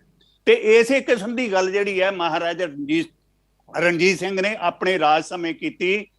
ਤੁਸੀਂ ਉਹ ਇਤਿਹਾਸ ਦੇਖੋ, ਜਿਹੜਾ ਉਸ ਇਤਿਹਾਸ ਦੇ ਪੰਨੇ ਫਰੋਲੋ, ਜਿਨ੍ਹਾਂ ਫਰੋਲ ਕੇ ਤੁਹਾਨੂੰ ਮਹਿਸੂਸ ਹੋਏਗਾ ਕਿ ਉਹਨਾਂ ਦੇ ਰਾਜ ਵਿੱਚ ਹਰ ਵਰਗ ਦੇ ਲੋਕ ਜਿਹੜੇ ਆ ਉਹਨਾਂ ਨੂੰ ਖਾਸ ਅਹਿਮੀਅਤ ਦਿੱਤੀ ਜਾ ਰਹੀ ਸੀ। ਤੋ ਇਸ ਰਾਜ ਪ੍ਰਬੰਧ ਦੇ ਵਿੱਚ ਜੇ ਉਹਨਾਂ ਦੀ ਤਸਵੀਰ ਲੱਗੀ ਹੋਈ ਸੀ, ਉਸ ਨੂੰ ਹਟਾਉਣ ਦੀ ਲੋੜ ਨਹੀਂ ਸੀ। ਇਸ ਮਾਮਲੇ ਦੇ ਉੱਤੇ ਵੱਖੋ ਵੱਖਰੇ ਥਾਵਾਂ ਤੇ ਬੜੀ ਅਜੀਬ ਕਿਸਮ ਦੀ ਚਰਚਾ ਹੋ ਰਹੀ ਹੈ। ਬਾਕੀ ਰਹੀ ਗੱਲ ਇਹ ਕਿ ਆਮ ਆਦਮੀ ਪਾਰਟੀ ਵੱਲੋਂ ਜਿਹੜੀ ਬਹੁਤ ਵੱਡਾ ਉਹਨਾਂ ਨੂੰ ਮਿਲਿਆ ਹੈ ਵੀ ਬਹੁਮਤ, ਬਹੁਤ ਸਾਰਾ ਬਹੁਮਤ ਮਿਲਿਆ ਹੈ, ਉਸ ਸੰਬੰਧ ਦੇ ਵਿੱਚ ਸਮੇਂ-ਸਮੇਂ ਤੇ ਚਰਚਾ ਜਿਹੜੀ ਹੈ ਉਹ ਵੱਖੋ ਵੱਖਰੇ ਪਲੇਟਫਾਰਮ ਤੇ ਹੋ ਰਹੀ ਆ। ਮੈਂ ਇਸ ਗੱਲ ਬਾਰੇ ਬਾਅਦ ਵਿੱਚ ਗੱਲ ਕਰਾਂਗਾ ਕਿ ਜਿਹੜੇ ਆਮ ਆਦਮੀ ਪਾਰਟੀ ਤੇ ਹੋਰ ਥਾਵਾਂ ਦੇ ਉੱਤੇ ਇਲੈਕਸ਼ਨ ਬਾਚ ਨੇ ਇੱਕ ਰਿਪੋਰਟ ਜਾਰੀ ਕੀਤੀ ਹੈ, ਉਸ ਬਾਰੇ ਮੋਹਿਤ ਜੀ ਆਪਾਂ ਜ਼ਰੂਰ ਗੱਲ ਕਰਾਂਗੇ। ਡੈਫੀਨੇਟਲੀ। ਹਾਂਜੀ ਪਰਮਵੀਰ ਜੀ, ਤੁਸੀਂ ਕੋਈ ਜਵਾਬ ਦੇਣਾ ਚਾਹੁੰਦੇ ਸੀ ਕਿ ਜਿਹੜੀ ਫੋਟੋ ਦਾ ਜਿਹੜਾ ਕਾਫੀ ਸਾਰੇ ਲੋਕਾਂ ਦੇ ਵਿੱਚ ਰੋਸ਼ ਹੈ, ਇਸ ਨੂੰ ਆਪਾਂ ਡਿਨਾਈ ਨਹੀਂ ਕਰ ਸਕਦੇ ਕਿ ਕਾਫੀ ਸਾਰੇ ਜਿਹੜੇ ਲੋਕਾਂ ਦੇ ਸੈਂਟੀਮੈਂਟਸ ਨੇ ਉਹ ਕਿਤੇ ਨਾ ਕਿਤੇ ਹਰਟ ਹੋਏ ਨੇ। No doubt Aam Aadmi party ਉੱਤੇ ਸਫਾਈ ਦੇ ਰਿਹਾ ਤੇ ਤੁਹਾਡੇ ਕੋਲ ਵੀ ਸਫਾਈ ਲਵਾਂਗੇ। ਤੇ ਹਾਂਜੀ, ਮੈਂ ਸਾਹਿਬ ਕੋਈ ਸਫਾਈ ਨਹੀਂ ਦਊਂਗਾ। ਮੈਂ ਹਮੇਸ਼ਾ ਫੈਕਚੁਅਲ ਗੱਲ ਕਰਦਾ ਹੁੰਦਾ, ਰੈਸ਼ਨਲ ਗੱਲ ਕਰਦਾ ਹੁੰਦਾ। ਤਾਂ ਜਿਹੜਾ ਮੁੱਦਾ ਹੈ, ਜਿਹੜੀ ਇੱਕ ਗੱਲ ਹੈ ਜਾਂ ਜਿਹੜਾ ਮੁੱਦਾ ਬਣਾ ਲਿਆ ਗਿਆ ਤੇ ਜਿਹੜੀ ਕੋਈ ਗੱਲ ਹੀ ਨਹੀਂ, ਜਿਹੜੀ ਫੋਟੋ ਨਾਲ ਕੰਪੇਅਰ ਕੀਤਾ ਜਾ ਰਿਹਾ ਕੈਪਟਨ ਸਾਹਿਬ ਦੀ ਫੋਟੋ ਨੂੰ ਕਿ ਪਿੱਛੇ ਮਹਾਰਾਜਾ ਰਣਜੀਤ ਸਿੰਘ ਜੀ ਦੀ ਫੋਟੋ ਲੱਗੀ ਹੈ, ਮੈਂ ਤੁਹਾਨੂੰ ਬੇਨਤੀ ਕਰਨਾ ਚਾਹੁੰਦਾ, ਜਿਹੜੀ ਸੀਐਮ ਸਾਹਿਬ ਦੀ ਰਿਹਾਇਸ਼ ਹੈ ਉਹ ਉੱਥੇ ਦੀ ਫੋਟੋ ਹੈ ਜਿੱਥੇ ਕੈਪਟਨ ਸਾਹਿਬ ਬੈਠੇ ਨੇ, ਕੈਂਪ ਆਫਿਸ ਦੀ ਉਹ ਫੋਟੋ ਹੈ ਜਿੱਥੇ ਕੈਪਟਨ ਅਮਰਿੰਦਰ ਸਿੰਘ ਜੀ ਬੈਠੇ ਨੇ। ਅੱਜ 2-3 ਵੀਡੀਓਜ਼ ਕੈਪਟਨ ਅਮਰਿੰਦਰ ਸਿੰਘ ਜੀ ਦੇ ਪੇਜ ਤੋਂ ਫੋਟੋਜ਼ ਚੱਕ ਕੇ ਸੀਐਮ ਹਾਊਸ ਵਾਲੀਆਂ ਉਹ ਰਿਲੀਜ਼ ਕੀਤੀਆਂ ਗਈਆਂ ਨੇ। ਕਈ ਜਿਹੜੇ ਸੋਸ਼ਲ ਮੀਡੀਆ ਤੇ ਐਕਟਿਵ ਲੋਕ ਆ ਉਹਨਾਂ ਨੇ ਵੀ ਰਿਲੀਜ਼ ਕੀਤੀਆਂ। ਤੇ ਜਿਹੜੀ ਕੱਲ ਦੀ ਇਹ ਸੀਐਮ ਹਾਊਸ ਦੀਆਂ ਫੋਟੋਆਂ ਨੇ ਜਿਹੜੀਆਂ ਕੈਪਟਨ ਅਮਰਿੰਦਰ ਸਿੰਘ ਜੀ ਦੇ ਹੁੰਦੇ ਖਿੱਚੀਆਂ ਗਈਆਂ ਸੀ, ਜਿੱਥੇ ਮਹਾਰਾਜਾ ਰਣਜੀਤ ਸਿੰਘ ਜੀ ਦੀ ਪਿੱਛੇ ਫੋਟੋ ਲੱਗੀ ਹੈ। ਤੇ ਕੱਲ ਮੈਂ ਬੇਨਤੀ ਕਰਨੀ ਚਾਹੁੰਦਾ, ਹਜੇ ਤੱਕ ਸੀਐਮ ਹਾਊਸ ਐਂਟਰ ਵੀ ਨਹੀਂ ਕੀਤੇ ਭਗਵੰਤ ਮਾਨ ਸਾਹਿਬ। ਜਿਹੜੀਆਂ ਕੱਲ ਫੋਟੋ ਆਈਆਂ ਸੀ ਉਹ ਸੈਕਟਰੀਏਟ ਚ ਸੀਐਮ ਆਫਿਸ ਦੀਆਂ ਨੇ। ਸੋ ਇਹ ਦੋਨਾਂ ਗੱਲਾਂ 'ਚ ਫਰਕ ਹੈ, ਕੋਈ ਮੁੱਦਾ ਨਹੀਂ। ਮੈਨੂੰ ਲੱਗਦਾ ਆਪਾਂ ਬੇਤੁਕੀਆਂ ਗੱਲਾਂ ਜੇ ਬੈਠ ਕੇ ਕਰੀਏ, ਇਹਨਾਂ ਦਾ ਕੋਈ ਵਜੂਦ ਨਹੀਂ। ਪਹਿਲਾਂ ਆਪਾਂ ਨੂੰ ਫੈਕਟ ਚੈੱਕ ਕਰਨਾ ਚਾਹੀਦਾ ਹੈ, ਦੇਖਣਾ ਚਾਹੀਦਾ। ਸੀਐਮ ਹਾਊਸ ਦੀਆਂ ਉਹ ਫੋਟੋਆਂ ਨੇ, ਉੱਥੇ ਅਜੇ ਤੱਕ ਭਗਵੰਤ ਮਾਨ ਸਾਹਿਬ ਨੇ ਪੈਰ ਵੀ ਨਹੀਂ ਰੱਖਿਆ। ਉਹ ਸੈਕਟਰੀਏਟ ਦੀਆਂ ਫੋਟੋਆਂ ਨੇ, ਤੇ ਮੈਨੂੰ ਲੱਗਦਾ ਇਹ ਮੁੱਦਾਹੀਣ ਗੱਲਾਂ ਨੇ। ਪੰਜਾਬ ਦਾ ਮੁੱਦਾ ਹੈਲਥ, ਐਜੂਕੇਸ਼ਨ, ਇੰਪਲੋਇਮੈਂਟ ਹੈ। ਪੰਜਾਬ ਦਾ ਮੁੱਦਾ ਇਕਨੋਮੀ ਹੈ। ਪੰਜਾਬ ਦਾ ਮੁੱਦਾ ਜਿਹੜਾ ਸਾਡਾ 50 ਕਿਲੋਮੀਟਰ ਦਾ ਖੇਤਰ ਲੈ ਲਿਆ BSF ਨੇ, ਉਹ ਹੈ। ਪੰਜਾਬ ਦੇ ਮੁੱਦਾ ਨਸ਼ਾ ਹੈ। ਪੰਜਾਬ ਦਾ ਮੁੱਦਾ ਹੋਰ ਚੀਜ਼ਾਂ ਨੇ, ਲਾਅ ਐਂਡ ਆਰਡਰ ਹੈ। ਸੋ ਮੇਰੀ ਬੇਨਤੀ ਹੈ ਵੀ ਆਪਾਂ ਜਿਹੜਾ ਸਰਕਾਰ ਦਾ ਜਿਹੜਾ ਵਿਜ਼ਨ ਹੈ ਉਹਨੂੰ ਡਿਸਟਰਬ ਕਰਨ ਦੀ ਬਜਾਏ, ਗੱਲਾਂ ਕਰਨ ਦੀ ਬਜਾਏ, ਆਪਾਂ ਜਿਹੜੀ ਇੱਕ ਜਿਹੜੀ ਕਾਰਗਰ ਗੱਲਾਂ ਉਧਰ ਧਿਆਨ ਦੇਈਏ। ਜੀ, ਵਾਕਈ ਜਿਹੜੇ ਮੁੱਦੇ ਤੁਸੀਂ ਗੱਲ ਕੀਤੀ ਵਾਕਈ ਪੰਜਾਬ ਦੇ ਮੁੱਦੇ ਨੇ, ਪਰ ਓਪੋਜੀਸ਼ਨ ਕਹਿ ਲਓ ਜਾਂ ਇੱਕ ਵੱਖਰਾ ਤਬਕਾ ਵਿਸ਼ੇਸ਼ ਕਹਿ ਲਓ ਜਿਹਨਾਂ ਨੇ ਇਸ ਮੁੱਦੇ ਨੂੰ ਚੱਕਿਆ ਹੈ ਤੇ ਇੱਕ ਉਸ ਨੂੰ ਬਣਾਉਣ ਦੀ ਕੋਸ਼ਿਸ਼ ਕੀਤੀ, ਹੁਣ ਹੈ ਨਹੀਂ ਹੈ। ਜੀ ਜੀ, ਜੇ ਸਹੀ ਮੁੱਦਿਆਂ ਤੇ ਆਪੋਜੀਸ਼ਨ ਦੇ ਲੋਕਾਂ ਨੇ ਗੱਲ ਕੀਤੀ, ਮੇਰੇ ਵੀਰ ਅਭਿਨਵ ਜੀ ਨੇ ਬੜੀ ਚੰਗੀ ਗੱਲ ਕੀਤੀ ਵੀ ਹੈਲਦੀ ਡੈਮੋਕ੍ਰੇਸੀ ਹੈ। ਇਹਦੇ ਚ ਜਿਹੜੀ ਆਪੋਜੀਸ਼ਨ ਉਹਨੇ ਇੰਪੋਰਟੈਂਸ ਰੱਖਦੀ ਹੈ। ਅਸੀਂ ਆਪੋਜੀਸ਼ਨ ਹੰਡਾਈ 5 ਸਾਲ, ਅਸੀਂ ਆਪਣੀ ਬਣਦੀ ਆਵਾਜ਼ ਚੱਕੀ। ਸਾਡੀ ਬਣਦੀ ਆਵਾਜ਼ ਨੂੰ ਜੇ ਜੈਨੂਇਨ ਸੀ ਤਾਂ ਹੀ ਲੋਕਾਂ ਨੇ ਸਾਨੂੰ ਹੁੰਗਾਰਾ ਏਡਾ ਵੱਡਾ ਦਿੱਤਾ। ਪਰ ਜਿਹੜੇ ਲੋਕ ਅੱਜ ਇਹ ਗੱਲਾਂ ਚੱਕ ਰਹੇ ਨੇ, ਉਹਨਾਂ ਨੇ ਬੇਤੁਕੀਆਂ ਹੀ ਗੱਲਾਂ ਕੀਤੀਆਂ ਹਮੇਸ਼ਾ, ਤਾਂ ਹੀ ਅੱਜ ਉਹ ਇਸ ਥਾਂ ਤੇ ਬੈਠੇ ਨੇ। ਕੋਈ 3 ਤੇ ਆ, ਕੋਈ 17 ਤੇ ਰਹਿ ਗਿਆ। ਜਿਹੜੇ ਵਾਅਦੇ ਕਰ ਰਹੇ ਸੀ ਅਸੀਂ ਫੇਰ ਰਿਪੀਟ ਕਰਾਂਗੇ, ਸੋ ਉਹ ਬੇਤੁਕੀਆਂ ਗੱਲਾਂ ਹੋਈਆਂ। ਤੁਸੀਂ ਦੇਖੋ ਪੰਜਾਬ ਦਾ ਮਿਆਰ ਕੀ ਸੀ। ਹੁਣ ਮੈਂ ਮਹਾਰਾਜਾ ਰਣਜੀਤ ਸਿੰਘ ਦੀ ਇੱਕ ਤੁਹਾਨੂੰ ਗੱਲ ਸੁਣਾ ਦਿੰਦਾ। ਆਪਾਂ ਗੱਲਾਂ ਤਾਂ ਬਹੁਤ ਕਰਦੇ ਆ, ਪਰ ਜਿਹੜੀ ਸਾਡੀ ਸੋਚ ਹੈ ਉਹਨੂੰ ਕੋਈ ਸੁਣੇ, ਕੋਈ ਸਾਂਝੀ ਕਰੇ, ਆਪਾਂ ਉੱਤੇ ਗੱਲ ਕਰਾਂਗੇ। ਜਿਹੜਾ ਕੋਈ ਬੰਦਾ ਵੱਡੀ ਤੋਂ ਵੱਡੀ ਡਿਬੇਟ ਰੱਖੋ, ਮਹਾਰਾਜਾ ਰਣਜੀਤ ਸਿੰਘ ਦੇ ਮੁੱਦੇ ਤੇ ਇਕੱਲਾ ਫੋਟੋ ਸਿੰਬਲਾਈਜ਼ ਕਰਨਾ ਇਹ ਕੋਈ ਸਿਆਣੀ ਗੱਲ ਨਹੀਂ। ਉਹਦੀ ਸੋਚ ਤੇ ਪਹਿਰਾ ਦੇਣਾ। ਜਿਨ੍ਹਾਂ ਨੇ ਕਿਹਾ ਸੀ ਰਾਜ ਨਹੀਂ ਸੇਵਾ, ਮਹਾਰਾਜਾ ਰਣਜੀਤ ਸਿੰਘ ਵਰਗਾ ਰਾਜ ਦੇਵਾਂਗੇ, ਦਿੱਤਾ। ਮੈਂ ਉਹਨਾਂ ਤੋਂ ਜਵਾਬ ਪੁੱਛਣਾ, ਅੱਜ ਅਕਾਲੀ ਦਲ ਦਾ ਬੰਦਾ ਨਹੀਂ ਕੋਈ ਇੱਥੇ ਬੈਠਾ। ਕਾਂਗਰਸ ਨੇ 5 ਸਾਲ ਰਾਜ ਕੀਤਾ ਹੈ। ਮਹਾਰਾਜਾ ਰਣਜੀਤ ਸਿੰਘ ਦੇ ਕੋਲੇ ਜਰਮਨ ਨੈਪੋਲੀਅਨ ਬੋਨਾਪਾਰਟ ਦੀ ਫੌਜ ਚੋਂ 2, ਜਨਰਲ ਐਲਾਰਡ, ਜਨਰਲ ਵੈਂਤੂਰਾ, 2 ਬੰਦੇ ਆਏ ਨੈਪੋਲੀਅਨ ਬੋਨਾਪਾਰਟ ਦੀ ਫੌਜ ਤੋਂ, ਲਾਹੌਰ ਦਰਬਾਰ ਪਹੁੰਚੇ। ਉਹ ਕਹਿੰਦੇ ਅਸੀਂ ਸ਼ਾਮਲ ਹੋਣਾ ਹੈ ਖਾਲਸਾ ਰਾਜ ਦੀ ਫੌਜ ਚ, ਰਾਜਾ ਸਾਹਿਬ ਤੁਹਾਨੂੰ ਅਸੀਂ ਸਰਵ ਕਰਨਾ ਚਾਹੁੰਦੇ ਹਾਂ। ਮਹਾਰਾਜਾ ਰਣਜੀਤ ਸਿੰਘ ਦਾ ਉਹਨਾਂ ਨੂੰ ਜਵਾਬ ਸੀ ਕਿ ਜਿੱਦਣ ਮੈਂ ਯੂਰਪ ਜਿੱਤੂਗਾ, ਉਹ ਕਹਿੰਦੇ ਮੈਂ ਹਜੇ ਕਾਬਲ ਕੰਧਾਰ ਤੱਕ ਬੈਠਾ, ਜਿੱਦਣ ਮੈਂ ਯੂਰਪ ਜਿੱਤੂਗਾ ਉਦਣ ਕਿਸੇ ਜਰਮਨ ਦੇ ਤੁਸੀਂ, ਕਿਸੇ ਫ੍ਰੈਂਚ ਬੰਦੇ ਦੇ ਤੁਸੀਂ ਗੋਲੀ ਨਾ ਮਾਰੀ, ਇਹ ਕਹਿ ਕੇ ਕਿ ਨਹੀਂ ਇਹ ਤਾਂ ਸਾਡਾ ਫ੍ਰੈਂਚ ਬੰਦਾ, ਅਸੀਂ ਗੋਲੀ ਨਹੀਂ ਮਾਰ ਸਕਦੇ। ਕਹਿੰਦਾ ਹਰੀ ਸਿੰਘ ਨਲੂਆ ਖੜਾ ਤੁਹਾਡੀ ਧੌਣ ਮਰੋੜ ਕੇ ਮਾਰ ਦੂ। ਤਾਂ ਉਸ ਸ਼ਹਿਨਸ਼ਾਹ ਦਾ ਇਹ ਵਿਜ਼ਨ ਸੀਗਾ ਕਿ ਮੇਰੇ ਗੁਰੂ ਦੀ ਸਤਲੁਜ ਤੱਕ ਆ ਕੇ ਗੋਰੇ ਬਹਿ ਗਏ, ਮੈਂ ਇੰਗਲਿਸ਼ ਚੈਨਲ ਟੱਪ ਕੇ ਬ੍ਰਿਟੇਨ ਤੇ ਕਬਜ਼ਾ ਕਰਨਾ। ਅਸੀਂ ਮਹਾਰਾਜਾ ਰਣਜੀਤ ਸਿੰਘ ਦੀ ਸੋਚ ਦੇ ਪੈਰੋਕਾਰ ਹਾਂ। ਗੱਲਾਂ ਨਹੀਂ ਮਾਰਦੇ, ਕੱਲੇ ਫੋਟੋ ਤੇ ਰੌਲਾ ਨਹੀਂ ਪਾਉਂਦੇ। ਅਸੀਂ ਮੁੱਦੇ ਦੀ ਗੱਲ ਕਰਾਂਗੇ, ਪੰਜਾਬ ਨੂੰ ਸਹੀ ਪਾਸੇ ਲਿਜਾਣ ਦੀ ਗੱਲ ਕਰਾਂਗੇ। ਐਵੇਂ ਫੋਟੋਆਂ ਤੇ ਰੌਲਾ ਪਾਣਾ, ਜਿਹੜਾ ਕੋਈ ਕਹਿੰਦਾ ਉਹਨਾਂ ਨੂੰ ਮੇਰਾ ਸਿੱਧਾ ਨੰਬਰ ਦੇ ਦਿਓ, ਗੱਲ ਕਰ ਲੈਣ, ਮੈਂ ਮੁਕਾ ਦੂੰਗਾ ਜੀ ਗੱਲ। ਜੀ ਜੀ, ਪਰਮਜੀਤ ਜੀ ਗੱਲ ਇੱਦਾਂ ਕਿ ਭਾਵੇਂ ਫੋਟੋ ਦਾ ਮਸਲਾ ਹੈ ਜਾਂ ਹੋਰ ਵੀ ਮਸਲੇ ਨੇ, ਗੱਲ ਇੱਦਾਂ ਕਿ ਆਮ ਆਦਮੀ ਪਾਰਟੀ ਇਲੈਕਸ਼ਨਾਂ ਦੇ ਕੁਝ ਦਿਨ ਪਹਿਲਾਂ ਹੀ ਇੱਕ ਵੱਖਰਾ ਨਾਮ ਉਹਦੇ ਨਾਲ ਜੁੜ ਗਿਆ ਕਿ ਇਹ ਕਿਤੇ ਨਾ ਸ਼ਾਇਦ ਹੈ BJP ਦੀ B ਪਾਰਟੀ ਹੈ, ਤੇ ਸ਼ਾਇਦ ਕਿਤੇ ਨਾ ਕਿਤੇ ਹਿੰਦੂਤਵ ਨੂੰ ਅੱਗੇ ਜਾ ਕੇ ਪ੍ਰਮੋਟ ਕੀਤਾ ਜਾਵੇਗਾ ਤੇ ਪੰਜਾਬ ਦੇ ਸੈਂਟੀਮੈਂਟਸ ਨੂੰ ਹਰਟ ਕੀਤਾ ਜਾਏਗਾ। ਸ਼ਾਇਦ ਉਹਦੇ ਲਈ ਭਾਵੇਂ ਵਿਰੋਧੀ ਧਿਰ, ਭਾਵੇਂ ਇੱਕ ਵਿਸ਼ੇਸ਼ ਇੱਕ ਤਬਕਾ ਜਿਹੜਾ ਹੈ ਉਹ ਹਰ ਚੀਜ਼ ਨੂੰ ਕਿਸ ਐਂਗਲ ਨਾਲ ਦੇਖ ਰਿਹਾ। ਉਹ ਮੈਨੂੰ ਲੱਗਦਾ ਕਿ ਤੁਹਾਡੀ ਪੂਰੀ ਪਾਰਟੀ ਨੂੰ ਟਾਈਮ ਟੂ ਟਾਈਮ ਆ ਕੇ ਸਫਾਈ ਜਾਂ ਇੱਕ ਵੱਖਰੀ ਜਿਹੜੀ ਸਹੀ ਸੋਚ ਹੈ, ਸਹੀ ਜਿਹੜੀ ਡਾਇਰੈਕਸ਼ਨ ਹੈ ਉਹ ਦਿਖਾਣੀ ਹੀ ਪਵੇਗੀ, ਕਿਉਂਕਿ ਲੋਕਾਂ ਦੇ ਮਨ ਵਿੱਚ ਭਾਵੇਂ ਤੁਸੀਂ ਪਾਵਰ 'ਚ ਆ ਗਏ ਹੋ, ਪਰ ਫਿਰ ਵੀ ਕਾਫੀ ਸਾਰੇ ਲੋਕ ਹਜੇ ਹੈਗੇ ਨੇ ਜਿਹੜੇ ਇਸ ਸੋਚ ਦੇ ਨਾਲ ਸਹਿਮਤ ਨੇ, ਜਿਹੜਾ ਨੂੰ ਲੱਗਦਾ ਕਿ ਸ਼ਾਇਦ ਇਸ ਤਰ੍ਹਾਂ ਵੀ ਹੋ ਸਕਦਾ। ਮੈਂ ਬੇਨਤੀ ਕਰ ਰਿਹਾ ਸੀ, ਇਹ ਬੜੀ ਇਲੈਕਸ਼ਨ 'ਚ ਗੱਲ ਚੱਲੀ, BJP ਦੀ B ਟੀਮ ਹੈ। ਦੇਖੋ ਸਾਡੇ ਬੇਸਿਸ ਸੈਕੂਲਰਿਜ਼ਮ ਹੈ। ਅਸੀਂ ਦੇਸ਼ ਦੀ ਏਕਤਾ, ਅਖੰਡਤਾ, ਯੂਨਿਟੀ ਇਨ ਇੰਟੈਗ੍ਰਿਟੀ 'ਚ ਬਿਲੀਵ ਕਰਦੇ ਹਾਂ। ਅਸੀਂ ਸੰਵਿਧਾਨ 'ਚ ਬਿਲੀਵ ਕਰਦੇ ਹਾਂ। ਅਸੀਂ ਪੈਰੋਕਾਰ ਡਾਕਟਰ ਭੀਮ ਰਾਓ ਅੰਬੇਦਕਰ ਸਾਹਿਬ ਦੇ ਹਾਂ, ਸ਼ਹੀਦ ਭਗਤ ਸਿੰਘ ਜੀ ਦੇ ਹਾਂ। ਜੇ ਲੋਕ, ਕੋਈ ਵੀ ਇਨਸਾਨ ਸਾਨੂੰ ਕੋਈ B ਟੀਮ ਪ੍ਰੂਵ ਕਰਨ ਲਈ, ਕੋਈ ਸਾਨੂੰ ਕਾਂਗਰਸ ਦੀ B ਟੀਮ ਕਹੀ ਜਾਂਦਾ ਹੈ, ਕੋਈ ਸਾਨੂੰ ਕਹੀ ਜਾਂਦਾ BJP ਦੀ B ਟੀਮ ਹੈ, ਲੋਕਾਂ ਨੂੰ ਵੀ ਕਨਫਿਊਜ਼ ਕਰ ਦਿੱਤਾ। ਨਹੀਂ, ਕੋਈ ਗੱਲ ਨਹੀਂ। ਮੈਂ ਸਿੱਧਾ ਸਪਸ਼ਟ ਜਵਾਬ ਦੇ ਦਿੰਦਾ। ਅਸੀਂ ਜਦੋਂ ਦਿੱਲੀ ਪਹਿਲੀ ਇਲੈਕਸ਼ਨ ਲੜੀ ਸੀ 2013, ਉਸ ਤੋਂ ਬਾਅਦ 2015 ਚ ਲੜੀ, ਸਾਡੀ ਬੱਸ ਕਰਾਈ ਰੱਖੀ BJP ਨੇ। ਜਿਹੜੀ BJP ਦਾਅਵਾ ਕਰ ਰਹੀ ਸੀ ਸ਼ਾਇਦ ਮੋਦੀ ਸਾਹਿਬ ਦੇ ਜਿੱਤਣ ਤੋਂ ਬਾਅਦ ਅਸੀਂ ਦੁਬਾਰਾ ਸਰਕਾਰ ਬੁਲਾ ਲਾਂਗੇ, ਕੇਂਦਰ ਚ ਸੱਜਰੀ ਸਰਕਾਰ ਜਿਹੜੀ ਮੋਦੀ ਸਾਹਿਬ ਦੀ ਲੋਕਾਂ ਨੂੰ ਝੂਠ ਬੋਲ ਕੇ ਬਣੀ ਸੀ, ਉਹਨੂੰ 8 ਮਹੀਨਿਆਂ ਚ ਅਸੀਂ ਜ਼ਮੀਨ ਦਿਖਾਤੀ ਸੀ ਦਿੱਲੀ ਚ 3 ਸੀਟਾਂ, ਜਿਹਨੂੰ ਮਾਨ ਸਾਹਿਬ ਕਹਿੰਦੇ ਸਕੂਟਰ ਤੇ ਬਹਿ ਕੇ ਆ ਜਿਓ। ਤੇ ਕਾਂਗਰਸ ਜਿਹੜੀ ਉੱਥੋਂ ਸਾਫ਼ ਹੋ ਗਈ, ਹਜੇ ਵੀ ਸਾਫ਼ ਹੀ ਹੈ। ਤੇ BJP LG ਦੇ ਥਰੂ ਉਹਨਾਂ ਨੇ ਦਿੱਲੀ ਦੀ ਸਰਕਾਰ ਦੇ ਉੱਤੇ ਕਿੱਦਾਂ ਰੂਲ ਕਰਨ ਦੀ ਕੋਸ਼ਿਸ਼ ਕੀਤੀ, ਇੱਕ ਸੁਪਰ ਗਵਰਨਮੈਂਟ ਸਾਡੇ ਉੱਤੇ ਚਲਾਉਣ ਦੀ ਕੋਸ਼ਿਸ਼ ਕੀਤੀ। ਉਹ ਲੋਕਾਂ ਦੇ ਮੂਹਰੇ ਹੈ। ਅਸੀਂ ਤਾਂ, ਸਾਡੇ ਤਾਂ ਹਿੱਤਾਂ ਦੀ ਲੜਾਈ ਰਹੀ ਹੈ, ਦਿੱਲੀ ਦੇ ਲੋਕਾਂ ਦੇ ਹਿੱਤਾਂ ਦੀ ਲੜਾਈ ਰਹੀ ਹੈ BJP ਨਾਲ, ਅੱਜ ਵੀ ਹੋ ਰਹੀ ਹੈ। ਜਿੰਨਾ ਅਸੀਂ ਸਟੇਜਾਂ ਤੇ ਆ ਕੇ ਜਿਹੜੀ ਇੱਕ ਝੂਠਾ ਨੈਸ਼ਨਲਿਜ਼ਮ ਬੀਜੇਪੀ ਫੈਲਾਉਣ ਦੀ ਕੋਸ਼ਿਸ਼ ਕਰ ਰਹੀ ਹੈ, ਉਹਦੀ ਲੜਾਈ ਲੜੀ ਹੈ। ਤੇ ਮੈਂ ਤੁਹਾਨੂੰ ਬੇਨਤੀ ਕਰਦਾ ਤੁਹਾਡੇ ਚੈਨਲ ਤੇ ਫਿਰ ਜ਼ਿੰਮੇਵਾਰੀ ਨਾਲ ਕਹਿ ਰਿਹਾ, ਵੱਡੇ ਤੋਂ ਵੱਡੇ ਬੀਜੇਪੀ ਦੇ ਪ੍ਰਵਕਤਾ ਨਾਲ ਮੈਨੂੰ ਆਪਣੇ ਚੈਨਲ ਤੇ ਸਾਨੂੰ ਦੋਨਾਂ ਨੂੰ ਬਿਠਾ ਲਿਓ, ਮੈਂ ਬੀਜੇਪੀ ਦਾ ਦੁੱਧ ਦਾ ਦੁੱਧ ਪਾਣੀ ਦਾ ਪਾਣੀ ਤੁਹਾਡੇ ਚੈਨਲ ਤੇ ਕਰੂੰਗਾ। ਕੋਈ ਸ਼ੱਕ ਸ਼ੁਬਾ ਨਹੀਂ, ਕੋਈ ਡਰ ਨਹੀਂ, ਕੋਈ ਭੈ ਨਹੀਂ। ਠੀਕ ਹੈ ਜੀ, ਚਲੋ ਅਸੀਂ ਵੀ ਉਮੀਦ ਕਰਦੇ ਹਾਂ ਕਿ ਜਿਹਨਾਂ ਨੂੰ ਥੋੜਾ ਸ਼ੱਕ ਬੁਕ ਹੋਏਗਾ ਉਹ ਵੀ ਸਮੇਂ ਦੇ ਨਾਲ ਦੂਰ ਹੋਏਗਾ, ਕਿਉਂਕਿ ਨਵੀਂ ਸਰਕਾਰ ਆਈ ਹੈ, ਉਮੀਦਾਂ ਹਰ ਇੱਕ ਦੀਆਂ ਨਾਲ ਜੁੜੀਆਂ ਹੋਈਆਂ ਨੇ ਤੇ ਹਰ ਕੋਈ ਪੰਜਾਬ ਦਾ ਭਲਾ ਹੀ ਚਾਹੁੰਦਾ, ਹਰ ਕੋਈ ਚਾਹੁੰਦਾ ਕਿ ਪੰਜਾਬ ਦੇ ਜਿਹੜੇ ਅਸਲੀ ਮਸਲੇ ਨੇ ਉਹਨਾਂ ਤੇ ਕੰਮ ਕੀਤਾ ਜਾਵੇ। ਡਿਬੇਟ ਇਸੇ ਤਰ੍ਹਾਂ ਜਾਰੀ ਰਹੇਗੀ। ਫਿਲਹਾਲ ਵੇਲਾ ਅੱਜ ਕੱਲ੍ਹ ਛੋਟੀ ਜਿਹੀ ਬ੍ਰੇਕ ਦਾ, ਬ੍ਰੇਕ ਤੋਂ ਬਾਅਦ ਦੁਬਾਰਾ ਮਿਲਦੇ ਹਾਂ ਪ੍ਰੋਗਰਾਮ ਇਲੈਕਸ਼ਨ ਆਰ ਦੇ ਵਿੱਚ। ਬ੍ਰੇਕ ਤੋਂ ਬਾਅਦ ਸਵਾਗਤ ਹੈ ਜੀ ਪ੍ਰੋਗਰਾਮ ਇਲੈਕਸ਼ਨ ਆਰ ਦੇ ਵਿੱਚ। ਤੇ ਅਸੀਂ ਅੱਜ ਗੱਲ ਕਰ ਰਹੇ ਹਾਂ ਆਮ ਆਦਮੀ ਪਾਰਟੀ ਦੇ ਪ੍ਰਵਕਤਾ ਐਡਵੋਕੇਟ ਪਰਮਵੀਰ ਸੈਣੀ ਤੇ ਕਾਂਗਰਸ ਦੇ ਨੁਮਾਇੰਦੇ ਅਭਿਨਵ ਕੋਹਲੀ ਤੇ ਸੀਨੀਅਰ ਜਰਨਲਿਸਟ ਗੁਰਮੀਤ ਸਿੰਘ ਪਲਾਹੀ ਉਹਨਾਂ ਦੇ ਨਾਲ।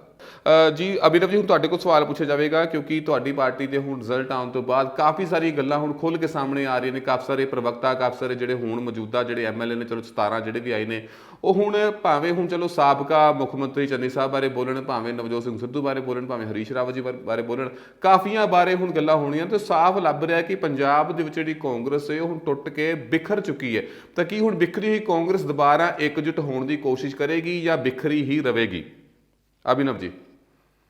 ਮੋਹਿਤ ਜੀ ਦੇਖੋ, ਬਿਲਕੁਲ ਫਰਸਟ੍ਰੇਸ਼ਨ ਹੋਣੀ ਚਾਹੀਦੀ ਹੈ ਇਲੈਕਸ਼ਨਾਂ ਤੋਂ ਬਾਅਦ। 77 ਦਾ ਨੰਬਰ ਮੈਂ ਸਮਝਦਾ ਕਿ ਮੈਜੋਰਟੀ ਦੇ ਮਾਰਕ ਤੋਂ ਅਸੀਂ 18-19 ਨੰਬਰ ਉੱਪਰ ਸੀਗੇ, ਪਲੱਸ ਜਿਹੜੇ ਡਿਫੈਕਟ ਹੋ ਕੇ MLA ਆਏ ਸੀਗੇ ਉਹ ਵੀ ਐਡ ਔਨ ਕਰਦੀ ਹੈ। ਮੈਂ ਸਮਝਦਾ ਕਿ ਫਰਸਟ੍ਰੇਸ਼ਨ ਬਿਲਕੁਲ ਪਾਰਟੀ ਪ੍ਰਧਾਨ ਤੇ CM ਫੇਸ ਤੇ ਬਿਲਕੁਲ ਹੋਣੀ ਚਾਹੀਦੀ ਹੈ, ਤੇ ਇਹ ਮੈਂ ਸਮਝਦਾ ਇਸ ਤੇ ਬੋਲਣ ਦਾ ਪ੍ਰੈਰੋਗੇਟਿਵ ਜਿਹੜਾ MLAs ਦਾ ਹੈਗਾ। ਤੇ ਬੀਇੰਗ ਆ ਪਾਰਟੀ ਦਾ ਮੈਂ ਇੱਕ ਵਰਕਰ ਜਾਂ ਸਪੋਕਸਪਰਸਨ, ਮੈਂ ਇਹੀ ਗੱਲ ਸਮਝ ਸਕਦਾ ਕਿ ਬਿਲਕੁਲ ਨਿਰਾਸ਼ਾ ਹੋਈ ਹੈ MLAs ਨੂੰ ਕਿ ਉਹਨਾਂ ਨੂੰ ਆਪਣੀ ਲੀਡਰਸ਼ਿਪ ਨਾਲ ਜਿਹੜੀ ਨਾਰਾਜ਼ਗੀ ਹੈ। ਤੇ ਮੈਂ ਸਮਝਦਾ ਕਿ ਗੁੱਟਬਾਜ਼ੀ ਜਾਂ ਲੌਬਿੰਗ ਹਰ ਇੱਕ ਪਾਰਟੀ ਦੇ ਵਿੱਚ ਹੁੰਦੀ ਹੈ, ਪਰ ਇਹ ਗੱਲਾਂ ਵੱਡੀਆਂ ਪਾਰਟੀਆਂ ਦੇ ਵਿੱਚ ਚੱਲਦੀਆਂ ਰਹਿੰਦੀਆਂ ਅਕਸਰ। 1885 ਤੋਂ ਪਾਰਟੀ ਚੱਲਦੀ ਆ ਰਹੀ ਹੈ, ਜਿੱਤਾਂ ਵੀ ਦੇਖੀਆਂ, ਹਾਰਾਂ ਵੀ ਦੇਖੀਆਂ। ਇਹ ਮੈਂ ਸਮਝਦਾ ਡੈਮੋਕ੍ਰੇਸੀ ਦਾ ਹਿੱਸਾ ਹੁੰਦਾ, ਜਿੱਤਾਂ ਤੇ ਹਾਰਾਂ। ਤੇ ਪਰ ਕਾਂਗਰਸ ਪਾਰਟੀ ਦੇ ਵਿੱਚ ਵਖਰੇਵੇਂ ਦੀ ਕੋਈ ਗੱਲ ਨਹੀਂ ਹੈਗੀ ਵੀ ਕਾਂਗਰਸ ਪਾਰਟੀ ਬਿਖਰ ਗਈ ਹੈ। ਤੁਸੀਂ ਦੇਖੋ, ਦਿੱਲੀ ਦਾ ਹੁਣ ਜ਼ਿਕਰ ਪਰਮਵੀਰ ਜੀ ਕਰ ਰਹੇ ਸੀ, ਦਿੱਲੀ ਦੇ ਵਿੱਚ 15 ਸਾਲ ਸ਼ਾਸਨ ਕੀਤਾ ਸ਼ੀਲਾ ਦੀਕਸ਼ਿਤ ਨੇ, ਤੇ ਹੁਣ ਅਸੀਂ ਉੱਥੇ ਸਾਡੇ ਕੋਲ ਨੰਬਰ 0 ਹੈ। ਪਰ ਗੱਲ ਇਹ ਕਿ ਇਹ ਜਿੱਤਾਂ ਹਾਰਾਂ ਚੱਲਦੀਆਂ ਰਹਿੰਦੀਆਂ ਨੇ। ਇਹ ਡੈਮੋਕ੍ਰੇਸੀ ਦੇ ਵਿੱਚ ਮੈਂ ਸਮਝਦਾ ਕਿ ਹੋਣਾ ਵੀ ਚਾਹੀਦਾ। ਅਗਰ ਇੱਕ ਪਾਰਟੀ ਕਨਸਟੈਂਟਲੀ ਜਿੱਤਦੀ ਰਵੇ ਤੇ ਮੈਂ ਸਮਝਦਾ ਕਿ ਉਹ ਚੰਗੀ ਤਰ੍ਹਾਂ ਰੂਲ ਨਹੀਂ ਕਰ ਸਕਦੀ, ਕਿਉਂਕਿ ਇਟ ਮੀਨਸ ਕਿ ਜਾਂ ਤੇ ਉਹ ਬਹੁਤ ਚੰਗਾ ਗਵਰਨ ਕਰ ਰਹੀ ਹੈ ਜਾਂ ਆਪੋਜੀਸ਼ਨ ਵੀਕ ਹੈ। ਤੇ ਅਗਰ ਉਹ ਗਵਰਨ ਚੰਗਾ ਨਹੀਂ ਕਰ ਰਹੀ ਤੇ ਆਪੋਜੀਸ਼ਨ ਵੀ ਵੀਕ ਹੈ, ਇਟ ਮੀਨਸ ਕਿ ਉਸ ਸਟੇਟ ਦਾ ਨੁਕਸਾਨ ਹੈ। ਸੋ ਮੈਂ ਸਮਝਦਾ ਕਿ ਅਗਰ ਸੱਤਾ ਪਰਿਵਰਤਨ ਹੋਇਆ ਹੈ, ਆਮ ਆਦਮੀ ਪਾਰਟੀ ਨੂੰ ਚਾਂਸ ਮਿਲਿਆ, ਇਹਦੇ ਵਿੱਚ ਕਾਂਗਰਸ ਦੀ ਵਖਰੇਵੇਂ ਦੀ ਕੋਈ ਗੱਲ ਨਹੀਂ। ਲੋਕਾਂ ਦਾ ਮੈਂਡੇਟ ਸੀਗਾ, ਲੋਕਾਂ ਨੂੰ ਕਾਂਗਰਸ ਪਾਰਟੀ ਨਹੀਂ ਪ੍ਰਭਾਵਿਤ ਕਰ ਸਕੀ, ਨਹੀਂ ਉਹਨਾਂ ਨੂੰ ਆਪਣੇ ਕੌਨਫੀਡੈਂਸ 'ਚ ਲੈ ਸਕੀ। ਆਮ ਆਦਮੀ ਪਾਰਟੀ ਨੇ ਲੈ ਲਿਆ। ਲੋਕੀ ਇੱਕ ਬਦਲਾਅ ਵੱਲ ਦੇਖ ਰਹੇ ਸੀਗੇ ਕਿ ਜੋ ਇੱਕ ਮੈਂ ਕਹਿੰਦਾ ਵੀ ਨੈਰੇਟਿਵ ਵੀ ਚਲਾਇਆ ਜਾਂਦਾ ਆਮ ਆਦਮੀ ਪਾਰਟੀ ਵੱਲੋਂ ਵੀ 70 ਸਾਲਾਂ ਤੋਂ 47 ਤੋਂ ਬਾਅਦ ਇਸ ਪਾਰਟੀ ਦੇ ਇੰਨੇ CM ਰਹੇ, ਆ ਹੋਇਆ। ਮੈਂ ਸਮਝਦਾ ਕਿ ਇੱਕ 5 ਸਾਲ ਆਮ ਆਦਮੀ ਪਾਰਟੀ ਨੂੰ ਮਿਲ ਜਾਣ। ਮੈਂ ਸਮਝਦਾ ਕਿ ਕੰਪੈਰੀਜ਼ਨ ਦਾ ਜਿਹੜਾ ਪੈਰਾਮੀਟਰ ਹੁੰਦਾ ਹੈ ਕਿ ਕੰਪੈਰੀਜ਼ਨ ਇੱਕ ਸੇਮ ਯੂਨਿਟ ਦੀ ਚੀਜ਼ ਦੇ ਵਿੱਚ ਹੋ ਸਕਦਾ ਹੈ। ਮੈਂ ਸਮਝਦਾ ਕਿ 5 ਸਾਲ ਦਾ ਕਾਰਜਕਾਲ ਆਮ ਆਦਮੀ ਪਾਰਟੀ ਦਾ ਹੋ ਜਾਏਗਾ ਤਾਂ ਮੈਂ ਸਮਝਦਾ ਕਿ ਕੰਪੈਰੀਜ਼ਨ ਕਰਨਾ ਵੀ ਸੌਖਾ ਹੋ ਜਾਏਗਾ। ਨਾਲੇ ਇਹਨਾਂ ਨੂੰ ਵੀ ਪਤਾ ਲੱਗ ਜਾਏਗਾ ਕਿ ਫੁੱਲ ਸਟੇਟ ਨੂੰ ਗਵਰਨ ਕਰਨ ਦੇ ਵਿੱਚ ਕਿੰਨੇ ਡਿਫਰੈਂਸਿਸ ਹੈ ਬਜਾਏ ਕਿ QT ਦੇ। ਜੀ ਪਲਾਈ ਸਾਹਿਬ, ਹੁਣ ਮੈਂ ਤੁਹਾਡੇ ਵੱਲ ਆ ਰਿਹਾ ਤੇ ਤੁਹਾਡੇ ਕੋਲੋਂ ਇੱਕ ਸਵਾਲ ਪੁੱਛਣਾ ਚਾਹਾਂਗਾ ਕਿ ਜਿਵੇਂ ਸੋਨੀਆ ਗਾਂਧੀ ਜੀ ਨੇ ਕਹਿ ਲਓ ਕਿ ਰਿਜ਼ਲਟ ਤੋਂ ਬਾਅਦ 5 ਸਟੇਟ ਜਿੱਥੇ ਹਾਰ ਉਹਨਾਂ ਨੂੰ ਮਿਲੀ ਹੈ, ਉੱਥੇ ਉਹਨਾਂ ਨੇ ਜਿਹੜੇ ਪਾਰਟੀ ਦੇ ਜਿਹੜੇ ਪ੍ਰਧਾਨ ਨੇ ਉਹਨਾਂ ਕੋਲ ਅਸਤੀਫਾ ਲੈ ਲਿਆ ਤੇ ਨਵਜੋਤ ਸਿੰਘ ਸਿੱਧੂ ਹੋਣਾ ਨੇ ਵੀ ਉਸੇ ਟਾਈਮ ਅਸਤੀਫਾ ਦੇ ਦਿੱਤਾ। ਇੱਕ ਸਿੰਗਲ ਲਾਈਨ ਵਿੱਚ ਅਸਤੀਫਾ ਦੇ ਕੇ ਮਤਲਬ ਉਹਨਾਂ ਨੇ ਭੇਜ ਦਿੱਤਾ। ਤੇ ਕੀ ਸੋਚਿਆ ਜਾਵੇ, ਕੀ ਲੱਗਦਾ ਹੈ ਕਿ ਹਾਂ ਵੀ ਹੁਣ ਨਵਾਂ ਪ੍ਰਧਾਨ ਕਿਹੜਾ ਬਣ ਸਕਦਾ ਹੈ, ਜਾਂ ਫਿਰ ਜਿਹੜਾ ਇੱਕ ਪਾਰਟੀਵਾਦੀ ਦੇ ਵਿੱਚ ਜਿਹੜਾ ਇੱਕ ਪਰਿਵਾਰਵਾਦ, ਖਾਸ ਕਰਕੇ ਕਾਂਗਰਸ ਦੇ ਵਿੱਚ ਜਾਂ ਚਲੋ ਅਕਾਲੀ ਦਲ ਵਿੱਚ ਵੀ ਸੀਗਾ, ਚਲੋ ਅਕਾਲੀ ਦਲ ਤੇ ਚਲੋ ਹੁਣ ਪੂਰੇ ਹੀ ਉਹ ਰਹਿ ਗਏ ਨੇ, ਪਰ ਕਾਂਗਰਸ ਦੀ ਗੱਲ ਕੀਤੀ ਜਾਵੇ ਤਾਂ ਉੱਥੇ ਜਿਹੜਾ ਪਰਿਵਾਰਵਾਦ ਜਿਹੜਾ ਨਾ ਹਾਵੀ ਹੈ, ਸਿਰਫ ਗਾਂਧੀ ਫੈਮਿਲੀ ਹੀ ਉਹਨੂੰ ਦੇਖਦੀ ਹੈ, ਗਾਂਧੀ ਫੈਮਿਲੀ ਕੋਲ ਸਾਰੀ ਪਾਵਰਸ ਹੈ। ਤਾਂ ਕੀ ਉੱਥੇ ਵੀ ਬਦਲਾਵ ਦੀ ਲੋੜ ਹੈ ਜਾਂ ਪੰਜਾਬ 'ਚ ਕਿਵੇਂ ਦੇਖਦੇ ਹੋ? ਕਿਉਂਕਿ ਹੁਣ ਓਪੋਜੀਸ਼ਨ ਵਿੱਚ ਸਿਰਫ 17 ਸੀਟਾਂ ਨੇ ਤੇ ਉਹਦੇ ਵਿੱਚ ਵੀ ਇੱਕ ਪੂਰਾ ਸਟਰੋਂਗ ਓਪੋਜੀਸ਼ਨ ਦਾ ਰੋਲ ਕਿੰਨਾ ਕੁ ਮੇਨ ਅਹਿਮ ਰੱਖੇਗਾ? ਦੇਖੋ, ਜਿੱਥੋਂ ਤੱਕ ਪੰਜਾਬ ਦੀ ਗੱਲ ਹੈ, ਪੰਜਾਬ ਦੇ ਵਿੱਚ 18 MLA ਬਣੇ ਨੇ ਕਾਂਗਰਸ ਦੇ, ਔਰ ਇਹ ਐਡੀ ਵੱਡੀ ਸੱਟ ਹੈ ਕਾਂਗਰਸ ਦੀ ਪਾਰਟੀ ਨੂੰ ਕਿ ਸ਼ਾਇਦ ਉਸ ਨੂੰ ਸੋਚਣਾ ਪਏਗਾ ਕਿ ਪਿਛਲੇ ਸਮੇਂ ਦੇ ਵਿੱਚ ਜੋ ਕੁਝ ਵੀ ਪੰਜਾਬ ਦੇ ਵਿੱਚ ਹਾਈ ਕਮਾਂਡ ਵੱਲੋਂ ਖੇਡ ਖੇਡੀ ਗਈ ਹੈ, ਜਾਂ ਜੋ ਵੀ ਦਿਸ਼ਾ ਦੇ ਨਿਰਦੇਸ਼ਾਂ ਦੇ ਅਨੁਸਾਰ ਪਾਰਟੀ ਨੂੰ ਚਲਾਉਣ ਦਾ ਯਤਨ ਉਪਰਾਲਾ ਹੋਇਆ ਹੈ, ਸ਼ਾਇਦ ਉੱਥੇ ਕਿਤੇ ਨਾ ਕਿਤੇ ਜਾ ਕੇ ਕੋਈ ਨਾ ਕੋਈ ਊਣਤਾਈ ਜਿਹੜੀ ਹੈ ਜਾਂ ਭੁੱਲ ਜਿਹੜੀ ਆ ਕੀਤੀ ਗਈ ਹੈ। ਦੇਖੋ 4.5 ਸਾਲ ਅਮਰਿੰਦਰ ਸਿੰਘ ਹੋਰਾਂ ਨੂੰ ਮੌਕਾ ਦੇ ਕੇ ਚੰਨੀ ਸਾਹਿਬ ਨੂੰ ਲੈ ਕੇ ਆਉਣਾ, ਤੇ ਫਿਰ ਚੰਨੀ ਸਾਹਿਬ ਦੇ ਆਉਣ ਤੋਂ ਬਾਅਦ ਪ੍ਰਧਾਨ ਨਵਜੋਤ ਸਿੰਘ ਸਿੱਧੂ ਵੱਲੋਂ ਲਗਾਤਾਰ ਉਹਨਾਂ ਦੀ ਆਲੋਚਨਾ ਕਰਨਾ, ਔਰ ਪੰਜਾਬ ਦੇ ਵਿੱਚ ਜਿੰਨੇ ਵੀ ਉੱਚੇ ਵੱਡੇ ਨੇਤਾ ਸੀ ਉਹਨਾਂ ਦੀ ਆਪਸ ਵਿੱਚ ਡਾਂਗੋ ਸਕੂਟੀ ਹੋਣਾ, ਉਸਨੇ ਪੰਜਾਬ ਦੇ ਵਿੱਚ ਕਾਂਗਰਸ ਦੇ ਵਿੱਚ ਇੱਕ ਕਾਟੋ ਕਲੇਸ਼ ਪੈਦਾ ਕਰ ਦਿੱਤਾ। ਸ਼ਾਇਦ ਹੁਣ ਵੀ ਕਾਂਗਰਸ ਨੂੰ ਨਵਾਂ ਪ੍ਰਧਾਨ ਜਿਸ ਵੇਲੇ ਉਹਨਾਂ ਵੱਲੋਂ ਪੰਜਾਬ ਵਿੱਚ ਨਿਯਤ ਹੋਣਾ ਹੈ, ਉਸ ਵੇਲੇ ਵੀ ਇਸ ਮਾਮਲੇ ਤੇ ਬਹੁਤ ਵੱਡੀ ਦਿੱਕਤ ਆਏਗੀ, ਕਿਉਂਕਿ ਬਹੁਤ ਸਾਰੇ ਗਰੁੱਪ ਜਿਹੜੇ ਨੇ ਬਣ ਚੁੱਕੇ ਨੇ। MP ਪੰਜਾਬ ਦੇ ਜਿੰਨੇ ਨੇ ਉਹ ਆਪਣੀ ਵੱਖਰੀ ਕਿਸਮ ਦੀ ਗੱਲ ਕਰਦੇ ਨੇ, ਇਹ ਵੱਖੋ ਵੱਖਰੇ ਧੜੇ ਜਿਹੜੇ ਨੇ ਉਹ ਵੱਖੋ ਵੱਖਰੀ ਗੱਲ ਕਰਦੇ ਨੇ, ਤੇ ਇੱਕ ਲੜੀ ਵਿੱਚ ਪਰੋਣ ਦੀ ਗੱਲ ਜਿਹੜੀ ਹੈ ਉਹ ਸ਼ਾਇਦ ਬਹੁਤ ਔਖੇ ਹੋ ਕੇ ਹਾਈ ਕਮਾਂਡ ਨੂੰ ਕਰਨੀ ਪੈਗੀ। ਦੂਜੀ ਗੱਲ ਜਿਹੜੀ ਤੁਸੀਂ ਕੀਤੀ ਹੈ ਗਾਂਧੀ ਪਰਿਵਾਰ ਦੀ, ਬੜੇ ਲੰਮੇ ਸਮੇਂ ਤੋਂ ਗਾਂਧੀ ਪਰਿਵਾਰ ਦੀ ਥਾਂ ਤੇ ਹੋਰ ਲੋਕ ਜਿਹੜੇ ਨੇ, ਤੇ ਦੇਖੋ ਇੱਕ 23 ਨੇਤਾ ਵੀ ਇਕੱਠੇ ਹੋ ਕੇ ਯਤਨ ਕਰ ਰਹੇ ਨੇ ਕਿ ਗਾਂਧੀ ਪਰਿਵਾਰ ਦੇ ਵਿੱਚੋਂ ਨੂੰ ਵੱਖਰੇ ਕਰਕੇ ਕੋਈ ਨਵਾਂ ਪ੍ਰਧਾਨ ਜਿਹੜਾ ਬਣਾਤਾ ਜਾਏ, ਤਾਂ ਕਿ ਪੰਜਾਬ ਦੇ ਵਿੱਚੋਂ ਨਹੀਂ ਪੂਰੇ ਦੇਸ਼ ਦੇ ਵਿੱਚੋਂ ਦੇਸ਼ ਢੰਗ ਦੇ ਨਾਲ ਕਾਂਗਰਸ ਜਿਹੜੀ ਹੈ ਨਿਤ ਨੀਵੇਂ ਪਾਸੇ ਵੱਲ ਜਾ ਰਹੀ ਹੈ, ਉਸ ਨੂੰ ਕੋਈ ਠੁੰਮਣਾ ਦਿੱਤਾ ਜਾ ਸਕੇ। ਪਰ ਜਾਪਦਾ ਇਹ ਹੈ ਕਿ ਕੋਈ ਇਹੋ ਜਿਹਾ ਨੇਤਾ ਜਿਹੜਾ ਹੈ ਨੈਸ਼ਨਲ ਲੈਵਲ ਤੇ ਹਾਲੇ ਗਾਂਧੀ ਪਰਿਵਾਰ ਦੇ ਕੋਲ ਨਹੀਂ ਹੈ, ਜਿਸ ਦੇ ਉੱਤੇ ਜਿਸ ਨਾਂ ਦੇ ਉੱਤੇ ਸਹਿਮਤੀ ਕਰਕੇ ਉਸ ਨੂੰ ਅੱਗੇ ਲਿਆਂਦਾ ਜਾਏ। ਸੋ ਹਾਲ ਦੀ ਕੜੀ ਤੇ ਮੈਨੂੰ ਸਮਝ ਇਹ ਪੈਂਦੀ ਹੈ ਕਿ ਬਾਵਜੂਦ ਇਸ ਗੱਲ ਦੇ ਵੀ ਮਾਤਾ ਤੇ ਉਹਨਾਂ ਦੇ ਦੋ ਪੁੱਤ ਧੀ ਦੋਹਾਂ ਨੇ ਯਤਨ ਕੀਤਾ ਵੀ ਮੁੜ ਕੇ ਫੇਰ ਉਹਨਾਂ ਦੀ ਜਿਹੜੀ ਰਾਜਗੱਦੀ ਹੈ ਉਹ ਕਾਇਮ ਰਹੇ, ਔਰ ਸ਼ਾਇਦ ਇਸ ਢੰਗ ਦੀ ਰਾਜਗੱਦੀ ਕਾਇਮ ਰਹੇਗੀ। ਜਿੱਥੋਂ ਤਾਈਂ ਪੰਜਾਬ ਦੇ ਪ੍ਰਧਾਨ ਦਾ ਅਸਤੀਫੇ ਦੀ ਗੱਲ ਹੈ, ਉੱਥੇ 5 ਰਾਜਾਂ ਦੇ ਜਿੱਥੇ ਕਾਂਗਰਸ ਹਾਰੀ ਹੈ ਉਹਨਾਂ ਸਾਰੇ ਤੋਂ ਅਸਤੀਫੇ ਲੈ ਗਏ ਨੇ, ਤੇ ਸਿੱਧੂ ਸਾਹਿਬ ਨੇ ਇੱਕ ਲਾਈਨ ਦਾ ਅਸਤੀਫਾ ਦੇ ਦਿੱਤਾ, ਔਰ ਉਸ ਤੋਂ ਪਹਿਲਾਂ ਤੁਹਾਨੂੰ ਪਤਾ ਉਹਨਾਂ ਨੇ ਕਿਹਾ ਵੀ ਹਾਰ ਦਾ ਜ਼ਿੰਮੇਵਾਰ ਮੈਂ ਨਹੀਂ ਚੰਨੀ ਹੈ। ਸੋ ਇਹ ਸਾਰਾ ਕੁਝ ਪੰਜਾਬ ਦੇ ਵਿੱਚ ਜੋ ਕੁਝ ਹੋ ਵਾਪਰ ਰਿਹਾ, ਇਹ ਵੱਡੀ ਧੜੇਬੰਦੀ ਦਾ ਸਿੱਟਾ ਹੈ, ਔਰ ਹਾਈ ਕਮਾਂਡ ਜਿਹੜੀ ਹੈ ਉਸ ਦੀ ਢਿੱਲੀ ਰਾਜਨੀਤੀ ਕਾਰਨ ਇਹ ਸਾਰਾ ਕੁਝ ਵਾਪਰਿਆ ਹੈ, ਮੇਰੀ ਸਭ ਨੇ ਕਹਿੰਦੀ।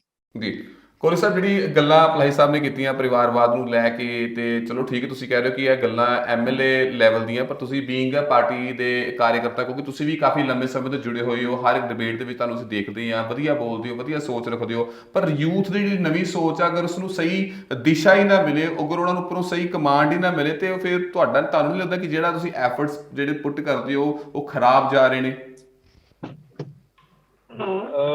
ਦੇਖੋ ਮੋਹਿਤ ਜੀ, ਗੱਲ ਹੈ ਕਿ ਇਸ ਟਾਈਮ ਕਾਂਗਰਸ, ਅਗਰ ਅਸੀਂ ਦੇਖੀਏ ਆਪਣੇ ਵਸਟ ਲੈਵਲ ਤੇ ਵੀ ਆਪਾਂ ਦੇਖੀਏ ਕਿ ਕਾਂਗਰਸ ਨੂੰ ਇਸ ਟਾਈਮ ਵਸਟ ਲੈਵਲ ਤੇ ਕਿਹਾ ਜਾਂਦਾ ਹੈ, ਉਸ ਦੇ ਬਾਵਜੂਦ ਵੀ ਸਾਡੇ ਕੋਲ 750 MLA ਪੂਰੇ ਅਕ੍ਰੋਸ ਇੰਡੀਆ ਹੈਗੇ ਹੈ। 1400 ਸਮਥਿੰਗ MLA BJP ਕੋਲ ਹੈਗੇ ਹੈ। ਸਾਡੇ ਕੋਲ ਤਕਰੀਬਨ 52-53 MPs ਲੋਕ ਸਭਾ ਚ ਹੈਗੇ ਹੈ, ਤੇ ਤਕਰੀਬਨ 33-34 ਸਾਡੇ ਕੋਲ MP ਰਾਜ ਸਭਾ ਦੇ ਵਿੱਚ ਹੈਗੇ ਹੈ। ਮੈਂ ਸਮਝਦਾ ਕਿ ਬੀਜੇਪੀ ਨਾਲ ਇੱਕ ਜਿਹੜੀ ਕੇਂਦਰ ਦੇ ਵਿੱਚ ਲੜਾਈ ਹੈ ਸਾਡੀ, ਉਹ ਇੱਕ ਸੈਪਰੇਟ ਇਸ਼ੂ ਹੈ। ਕੇਂਦਰ ਦੇ ਵਿੱਚ ਅਗਰ ਕੋਈ ਆਪਸ਼ਨ ਜਾਂ ਕੋਈ ਮੈਂ ਕਹਿੰਦਾ ਬਦਲਾਵ ਅਗਰ ਬੀਜੇਪੀ ਦਾ ਕੋਈ ਜਨਤਾ ਦੇਖਦੀ ਹੈ ਕੇਂਦਰ ਦੇ ਵਿੱਚ, ਤਾਂ ਇਹ ਕਾਂਗਰਸ ਹੈਗੀ ਹੈ, ਕਿਉਂਕਿ ਕਾਂਗਰਸ ਆਪਣੇ ਵਰਸਟ ਦੇ ਵਿੱਚ ਵੀ ਇਹਨਾਂ ਨੰਬਰਸ ਦੇ ਉੱਤੇ ਖੜੀ ਹੈ। ਤੇ ਅਗਰ ਇਸ ਤੋਂ ਬਾਅਦ ਕਾਂਗਰਸ ਰਿਵਾਈਵ ਕਰਦੀ ਹੈ, ਕਿਉਂਕਿ ਓਬਵੀਅਸਲੀ ਜਦੋਂ ਗ੍ਰਾਫ ਕਿਤੇ ਡਿਪਰੈਸ਼ਨ ਦੇ ਵਿੱਚ ਜਾਂਦਾ ਹੈ ਤਾਂ ਉਹਦੇ ਵਿੱਚ ਇੱਕ ਜੰਪ ਵੀ ਦੇਖਣ ਨੂੰ ਮਿਲਦਾ ਹੁੰਦਾ। ਇਹ ਰਾਜਨੀਤੀ ਦਾ ਇੱਕ ਆਮ ਜਿਹਾ ਪਹਿਲੂ ਹੈ। ਅਗਰ ਕਾਂਗਰਸ ਇਸ ਤੋਂ ਬਾਅਦ ਸਰਵਾਈਵ ਕਰੇਗੀ, ਕਿਉਂਕਿ ਬੀਜੇਪੀ ਦੀ ਐਂਟੀ ਇਨਕੰਬੈਂਸੀ ਵੀ ਹੈਗੀ ਹੈ, ਜਾਂ ਕਾਂਗਰਸ ਨੇ ਆਪਣੇ ਆਰਗੇਨਾਈਜੇਸ਼ਨ ਦੇ ਚੇਂਜਸ ਵੀ ਕੀਤੇ ਹੈਗੇ ਹੈ, ਤੇ ਮੈਂ ਸਮਝਦਾ ਕਿ ਕਾਂਗਰਸ ਹੁਣ ਇਹਨਾਂ ਨੰਬਰਸ ਤੋਂ ਉੱਪਰ ਜਾਏਗੀ। ਸੋ ਅਗਰ ਕਾਂਗਰਸ ਤੁਸੀਂ ਦੇਖੋ ਬੀਜੇਪੀ ਦੇ ਮੁਕਾਬਲੇ ਕੇਂਦਰ ਦੇ ਵਿੱਚ ਇੱਕੋ ਆਪਸ਼ਨ ਬਚਦਾ ਹੈ ਕਾਂਗਰਸ, ਨਾ TMC ਉਹਦਾ ਮੁਕਾਬਲਾ ਕਰ ਸਕਦੀ ਹੈ, ਨਾ ਆਮ ਆਦਮੀ ਪਾਰਟੀ, ਨਾ ਕੋਈ ਹੋਰ ਪਾਰਟੀ, ਨਾ ਜਿਹੜੇ ਸਾਡੇ ਵੀ ਸਾਥੀ ਹੈ ਕਈ ਸਟੇਟਸ ਦੇ ਵਿੱਚ, ਉਹ ਵੀ ਅਗਰ ਬੀਜੇਪੀ ਦਾ ਮੁਕਾਬਲਾ ਕਰ ਸਕਦੇ ਆ ਤਾਂ ਕਲੈਕਟਿਵਲੀ ਕਰ ਸਕਦੇ ਆ, ਜਾਂ ਕਾਂਗਰਸ ਇਕੱਲੀ ਕਰ ਸਕਦੀ ਹੈ। ਇਸ ਤੋਂ ਇਲਾਵਾ ਥਰਡ ਆਪਸ਼ਨ ਕੋਈ ਨਹੀਂ ਹੈ ਕਿ ਕਾਂਗਰਸ ਨੂੰ ਤੁਸੀਂ ਓਪੋਜੀਸ਼ਨ ਚੋਂ ਕੱਢ ਕੇ ਬੀਜੇਪੀ ਦਾ ਮੁਕਾਬਲਾ ਕੇਂਦਰ 'ਚ ਕਰ ਸਕਦੇ ਹੋ। ਤੁਸੀਂ ਹੁਣ ਕਾਂਗਰਸ ਦੀ ਲੀਡਰਸ਼ਿਪ ਦੀ ਮੇਰੇ ਤੋਂ ਸਵਾਲ ਪੁੱਛਿਆ ਕਿ ਉੱਥੇ ਯੂਥ ਨੂੰ ਉੱਥੇ ਯੂਥ ਦੀ ਜਿਹੜੀ ਲੀਡਰਸ਼ਿਪ ਆ ਉਹਦਾ ਕੀ ਬਣੇਗਾ। ਸਰ ਦੇਖੋ, ਮੈਂ NSUI ਦਾ ਪ੍ਰਧਾਨ ਲੜਿਆ ਪੰਜਾਬ ਦਾ, ਸਾਡਾ ਸਟੂਡੈਂਟ ਵਿੰਗ ਹੈ NSUI, ਮੈਂ ਉਹਦਾ ਪੰਜਾਬ ਦਾ ਪ੍ਰਧਾਨ 2017 ਚ ਲੜਿਆ। ਮੈਂ ਇੱਕ ਆਮ ਪਰਿਵਾਰ ਚੋਂ ਹਾਂ, ਮੈਂ ਨੋਨ ਪੋਲੀਟੀਕਲ ਪਰਿਵਾਰ ਚੋਂ ਹਾਂ। ਮੇਰੇ ਫਾਦਰ ਗਵਰਨਮੈਂਟ ਸਰਵੈਂਟ ਰਹੇ ਹੈ ਤੇ ਅਸੀਂ ਇੱਕ ਮਿਡਲ ਕਲਾਸ ਫੈਮਿਲੀ ਆ। ਮੈਂ ਅਗਰ ਕਾਂਗਰਸ ਦੇ ਸਟੂਡੈਂਟ ਵਿੰਗ ਦਾ ਪੰਜਾਬ ਦਾ ਪ੍ਰਧਾਨ ਲੜ ਸਕਿਆ ਤਾਂ ਰਾਹੁਲ ਗਾਂਧੀ ਕਰਕੇ, ਕਿਉਂਕਿ ਉਹਨਾਂ ਨੇ ਇੱਕ ਪਾਇਲਟ ਪ੍ਰੋਜੈਕਟ ਲੈ ਕੇ ਆਉਂਦਾ ਜਿਹਦੇ ਵਿੱਚ ਯੂਥ ਕਾਂਗਰਸ ਤੇ NSU ਦੇ ਇਲੈਕਸ਼ਨ ਕਰਵਾਏ। ਤੇ ਹੁਣ ਉਹੀ ਮੰਗ ਜਿਹੜੇ ਤੁਸੀਂ ਕਹਿ ਰਹੇ ਹੋ ਵੀ ਬਗਾਵਤ ਦੇ ਸੂਰ ਉੱਠ ਰਹੇ ਆ, ਉਹੀ ਮੰਗ ਹੁਣ G23 ਦੇ ਲੀਡਰ ਕਰ ਰਹੇ ਆ ਕਿ ਕਾਂਗਰਸ ਦੇ ਵਿੱਚ ਆਰਗੇਨਾਈਜੇਸ਼ਨ ਦੇ ਇਲੈਕਸ਼ਨ ਹੋਣ। ਸੋ ਇਹ ਕੋਈ ਮਾੜੀ ਗੱਲ ਨਹੀਂ ਹੈਗੀ। ਕਾਂਗਰਸ ਦੇ ਵਿੱਚ ਅਗਰ CWC ਦੇ ਇਲੈਕਸ਼ਨ ਹੁੰਦੇ ਆ, ਕਾਂਗਰਸ ਦੇ ਵਿੱਚ ਨੈਸ਼ਨਲ ਪ੍ਰਧਾਨ ਦੇ ਅਗਰ ਇਲੈਕਸ਼ਨ ਹੁੰਦੇ ਆ, ਹੁਣ CWC ਦੀ ਮੀਟਿੰਗ ਦੇ ਵਿੱਚ ਗਾਂਧੀ ਪਰਿਵਾਰ ਨੇ ਫੇਰ ਕਿਹਾ ਕਿ ਜੇ ਅਸੀਂ ਸਾਡੇ ਸਾਈਡ ਹੋਣ ਦੇ ਨਾਲ ਅਗਰ ਅਸੀਂ ਸਾਈਡ ਹੋ ਜਾਂਦੇ ਉਹਦੇ ਨਾਲ ਕਾਂਗਰਸ ਦਾ ਭਲਾ ਹੋ ਜਾਂਦਾ ਤੇ ਅਸੀਂ ਅੱਜ ਸਾਈਡ ਹੋ ਜਾਂਦੇ। ਪਰ ਮੈਂ ਸਮਝਦਾ ਕਲੈਕਟਿਵ ਲੀਡਰਸ਼ਿਪ ਅਗਰ ਇੱਕ ਅੰਬਰੇਲਾ ਆਰਗੇਨਾਈਜੇਸ਼ਨ ਅਗਰ ਕਾਂਗਰਸ ਇੱਕ ਅੰਬਰੇਲਾ ਆਰਗੇਨਾਈਜੇਸ਼ਨ ਹੈ, ਕਿਉਂਕਿ 28-29 ਸਟੇਟਾਂ ਦੇ ਵਿੱਚ ਅਸੀਂ ਬੈਠੇ ਹਾਂ, ਪੈਨ ਇੰਡੀਆ ਸਾਡਾ ਸਟਰਕਚਰ ਹੈ। ਸੋ ਅਗਰ ਕਿਸੇ ਇੱਕ ਲੀਡਰਸ਼ਿਪ ਅਗਰ ਇੱਕ ਪਰਿਵਾਰ ਦੇ ਥੱਲੇ ਅਸੀਂ ਇਕੱਠੇ ਹੁੰਦੇ ਆ ਤਾਂ ਉਹਨੂੰ ਪਰਿਵਾਰਵਾਦ ਦੀ ਬਜਾਏ ਅਸੀਂ ਦੇਖਿਆ ਜਾਵੇ ਕਿ ਉਹ ਸਮੇਂ ਦੀ ਲੀਡਰਸ਼ਿਪ ਹੈ, 2-4-5 ਸਾਲ ਬਾਅਦ ਕੋਈ ਨਾ ਕੋਈ ਨਵਾਂ ਫੇਸ ਉਹਦੇ ਵਿੱਚ ਆ ਜਾਊਗਾ। ਤੇ ਮੈਂ ਸਮਝਦਾ ਕਿ ਕਾਂਗਰਸ ਦਾ ਇੰਟਰਨਲ ਮੈਟਰ ਹੈ, ਇਹਦੇ ਉੱਪਰ ਮੈਂ ਸਮਝਦਾ ਕਿ ਪੋਲੀਟੀਕਲ ਬੁੱਧੀਜੀਵੀ ਜ਼ਰੂਰ ਕਮੈਂਟ ਕਰ ਸਕਦੇ ਆ, ਪਰ ਇਹ ਕਾਂਗਰਸ ਦਾ ਇੰਟਰਨਲ ਮੈਟਰ ਹੈ, ਇਹ ਕਾਂਗਰਸ ਆਪ ਇਸ ਤੇ ਵਿਚਾਰ ਕਰ ਲੂ। ਜੀ ਠੀਕ ਹੈ ਜੀ। ਸੋ ਉਮੀਦ ਤਾਂ ਇਹੀ ਕਰਦੇ ਹਾਂ ਕਿ ਜਿਹੜੇ ਕਿਉਂਕਿ ਵਿਰੋਧੀ ਧਿਰ ਦਾ ਸਟਰੋਂਗ ਹੋਣਾ ਬੜਾ ਜ਼ਰੂਰੀ ਹੁੰਦਾ ਡੈਮੋਕ੍ਰੇਸੀ ਦੇ ਵਿੱਚ, ਨੋ ਡਾਊਟ। ਹੁਣ ਪੰਜਾਬ ਦੇ ਵਿੱਚ ਆਮ ਆਦਮੀ ਪਾਰਟੀ ਨੂੰ ਬਹੁਮਤ ਦੇ ਵਿੱਚ ਉਹਨਾਂ ਨੂੰ ਸੱਤਾ ਮਿਲ ਗਈ ਹੈ। ਕਾਫੀ ਸਾਰੀਆਂ ਮੁੱਦੇ ਜਿਹੜੇ ਨੇ ਆਮ ਆਦਮੀ ਪਾਰਟੀ ਕੋਲ ਰੱਖੇ ਜਾਣਗੇ। ਅਗਰ ਬਾਏ ਚਾਂਸ ਅਗਰ ਆਮ ਆਦਮੀ ਪਾਰਟੀ ਉਹਨਾਂ ਮੁੱਦਿਆਂ ਨੂੰ ਠੀਕ ਨਹੀਂ ਕਰਦੀ, ਉਹਨਾਂ ਮੁੱਦਿਆਂ ਤੇ ਕੰਮ ਨਹੀਂ ਕਰਦੀ, ਤਾਂ ਅਲਟੀਮੇਟਲੀ ਜਿਹੜਾ ਲੋਕਾਂ ਦਾ ਜਿਹੜਾ ਝੁਕਾਅ ਹੈ ਉਹ ਡੈਮੋਕ੍ਰੇਸੀ ਦੇ ਜਿਹੜਾ ਦੂਜਾ ਖੰਭ ਕਹਿ ਲਓ, ਜਿਹੜੀ ਆਪਣੇ ਓਪੋਜੀਸ਼ਨ ਹੁੰਦੀ ਹੈ ਉਹਦੇ ਵੱਲ ਝੁਕਦਾ ਤੇ ਉਹਨਾਂ ਨੂੰ ਕਿਹਾ ਜਾਂਦਾ ਕਿ ਬਈ ਤੁਸੀਂ ਸਾਡੀ ਆਵਾਜ਼ ਚੁੱਕੋ, ਕਿਉਂਕਿ ਤੁਹਾਨੂੰ ਅਸੀਂ ਵੋਟ ਪਾਈਏ ਜਾਂ ਨਹੀਂ ਵੀ ਪਾਈ, ਪਰ ਤੁਸੀਂ ਇੱਕ ਲੀਡਰ ਹੋ ਜਾਂ ਤੁਸੀਂ ਇੱਕ ਉਹੋ ਜਿਹਾ ਕੰਮ ਕਰ ਸਕਦੇ ਹੋ। ਪਰਮਵੀਰ ਜੀ, ਤੁਹਾਡੇ ਕੋਲ ਦੁਬਾਰਾ ਸਵਾਲ ਪੁੱਛਣਾ ਚਾਹੁੰਦੇ ਆ ਕਿ ਜਿਵੇਂ ਪਹਿਲਾਂ ਆਪਾਂ ਗੱਲ ਕਰ ਰਹੇ ਸੀ ਕਿ ਕਾਫੀ ਸਾਰੇ MLA ਜਿੱਤ ਤੋਂ ਬਾਅਦ ਨੋ ਡਾਊਟ ਕਾਫੀ ਸਾਰੇ ਪੜ੍ਹੇ ਲਿਖੇ ਇਸ ਵਾਰ ਪਹਿਲੀ ਵਾਰੀ ਕੈਬਨਿਟ 'ਚ ਆਉਣਗੇ, ਕਈ ਡਾਕਟਰ ਨੇ, ਕਈ ਟੀਚਰ ਨੇ।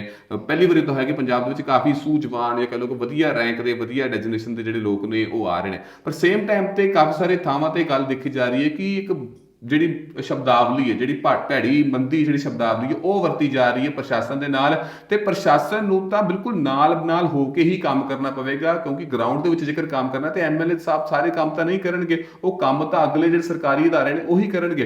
ਤਾਂ ਉੱਥੇ ਤਾਲਮੇਲ ਬਿਠਾਉਣ ਦੀ ਲੋੜ ਹੈ, ਉੱਥੇ ਉਹਨਾਂ ਨਾਲ ਮੀਟਿੰਗਾਂ ਕਰਕੇ ਉਹਨਾਂ ਨੂੰ ਸਮਝਾਉਣ ਦੀ, ਉਹਨਾਂ ਕੋਲ ਸਮਝਣ ਦੀ ਲੋੜ ਹੈ ਕਿ ਸਿੱਧਾ ਉਹਨਾਂ ਨਾਲ ਸਿੱਧਾ ਸੋਸ਼ਲ ਮੀਡੀਆ ਦੇ ਉੱਪਰ ਫੋਨ ਪਹੁੰਚ ਜਾਂਦੇ ਨੇ, ਕੈਮਰੇ ਪਹੁੰਚ ਜਾਂਦੇ ਨੇ ਕਿ ਦੇਖੋ ਜੀ MLA ਨੇ ਝੜਕ ਦਿੱਤਾ ਆਪਣਾ ਜੀ SSP ਜਾਂ ਝਿੜਕ ਦਿੱਤਾ ਜੀ ਆਪਣਾ ਉੱਥੋਂ ਦਾ SHO ਜਾਂ ਫਿਰ ਕੋਈ ਕਾਰਪੋਰੇਸ਼ਨ ਦਾ ਅਧਿਕਾਰੀ। ਸੋ ਉੱਥੇ ਕੋਈ ਹੋਰ ਸਟ੍ਰੈਟਜੀ ਨਹੀਂ ਹੋਣੀ ਚਾਹੀਦੀ, ਜਾਂ ਸਿਰਫ ਇੱਕ PR ਦੀ ਖੇਡ, ਜਾਂ ਸਿਰਫ ਲੋਕਾਂ ਨੂੰ ਦਿਖਾਇਆ ਜਾ ਰਿਹਾ ਕਿ ਦੇਖੋ ਜੀ ਸਾਡੇ MLA ਗਰਾਊਂਡ 'ਤੇ ਪਹੁੰਚੇ ਹੋਏ ਨੇ। ਮੈਂ ਬੇਨਤੀ ਕਰ ਰਿਹਾ ਵੀ ਕੋਈ MLA ਸਾਹਿਬਾਨ ਕਿਸੇ ਸਰਕਾਰੀ ਅਦਾਰੇ 'ਚ ਗਿਆ, ਗੱਲ ਕੀਤੀ ਹੈ ਤਾਂ ਕੀ ਹੈ ਜੀ ਕਿ ਸਾਡੇ ਜਿਹੜੇ ਸਾਥੀ ਨੇ ਬਹੁਤੇ ਵਿਸਲ ਬਲੋਅਰ ਨੇ, ਉਹ ਸਾਡਾ ਜਨਮ ਹੀ ਐਂਟੀ ਕਰਪਸ਼ਨ ਦੀ ਲੜਾਈ 'ਚ ਹੋਇਆ, ਤਾਂ ਡੈਫੀਨੇਟਲੀ ਹਜੇ ਜਿਹੜੀ ਐਡਮਿਨਿਸਟ੍ਰੇਸ਼ਨ ਹੈ ਸਾਨੂੰ ਉਹਦੇ ਨਾਲ ਚੱਲਣ ਦੀ ਲੋੜ ਹੈ। ਸਾਨੂੰ ਐਡਮਿਨਿਸਟ੍ਰੇਸ਼ਨ ਨਾਲ ਇੱਕ ਜਿਹੜਾ ਇਨ ਹਾਰਮਨੀ ਕੰਮ ਕਰਨ ਦੀ ਲੋੜ ਹੈ, ਅਸੀਂ ਉਹੀ ਕਰਾਂਗੇ। ਦਿੱਲੀ ਦੇ ਵਿੱਚ ਅਸੀਂ ਜੇ ਦੂਜੀ ਵਾਰੀ ਓਡੀ ਵੱਡੀ ਜਿੱਤ 2015 ਤੋਂ ਬਾਅਦ 5 ਸਾਲ ਕੰਮ ਕੀਤਾ, 2020 ਚ ਓਡੀ ਵੱਡੀ ਜਿੱਤ ਪ੍ਰਾਪਤ ਕੀਤੀ, ਜਾਂ ਦਿੱਲੀ ਦੇ ਲੋਕਾਂ ਨੇ ਸਾਨੂੰ ਫਤਵਾ ਦਿੱਤਾ, ਤਾਂ ਉਹਦਾ ਕਾਰਨ ਇੱਕੋ ਹੀ ਸੀ ਕਿ ਅਸੀਂ ਗਵਰਨੈਂਸ ਜਿਹੜੀ ਦਿੱਤੀ ਹੈ ਫॉर ਦੀ ਪੀਪਲ ਦਿੱਤੀ ਹੈ, ਆਫ ਦੀ ਪੀਪਲ ਬਣੇ ਸੀ, ਬਾਏ ਦੀ ਪੀਪਲ ਬਣੇ ਸੀ। ਤਾਂ ਪੰਜਾਬ 'ਚ ਵੀ ਇਹੀ ਹੋਊਗਾ, ਤਾਂ governance will be for the people only, ਪਰ ਉਹ ਕਿਸੇ ਨਿੱਜੀ ਹਿੱਤ ਲਈ ਨਹੀਂ ਹੋਊ, ਕਿਸੇ ਪਰਿਵਾਰ ਦੇ ਇੱਕ ਦੇ ਹਿੱਤ ਲਈ ਨਹੀਂ ਹੋਊ, ਕੋਈ ਹਿੱਸਾ ਪੱਤੀ ਨਹੀਂ ਹੋਊ, ਕੋਈ ਉਹ ਹਫਤਾਵਾਰੀ ਜਿਹੜੇ ਕੰਮ ਹੁੰਦੇ ਆ ਉਹ ਨਹੀਂ ਹੋਣਗੇ।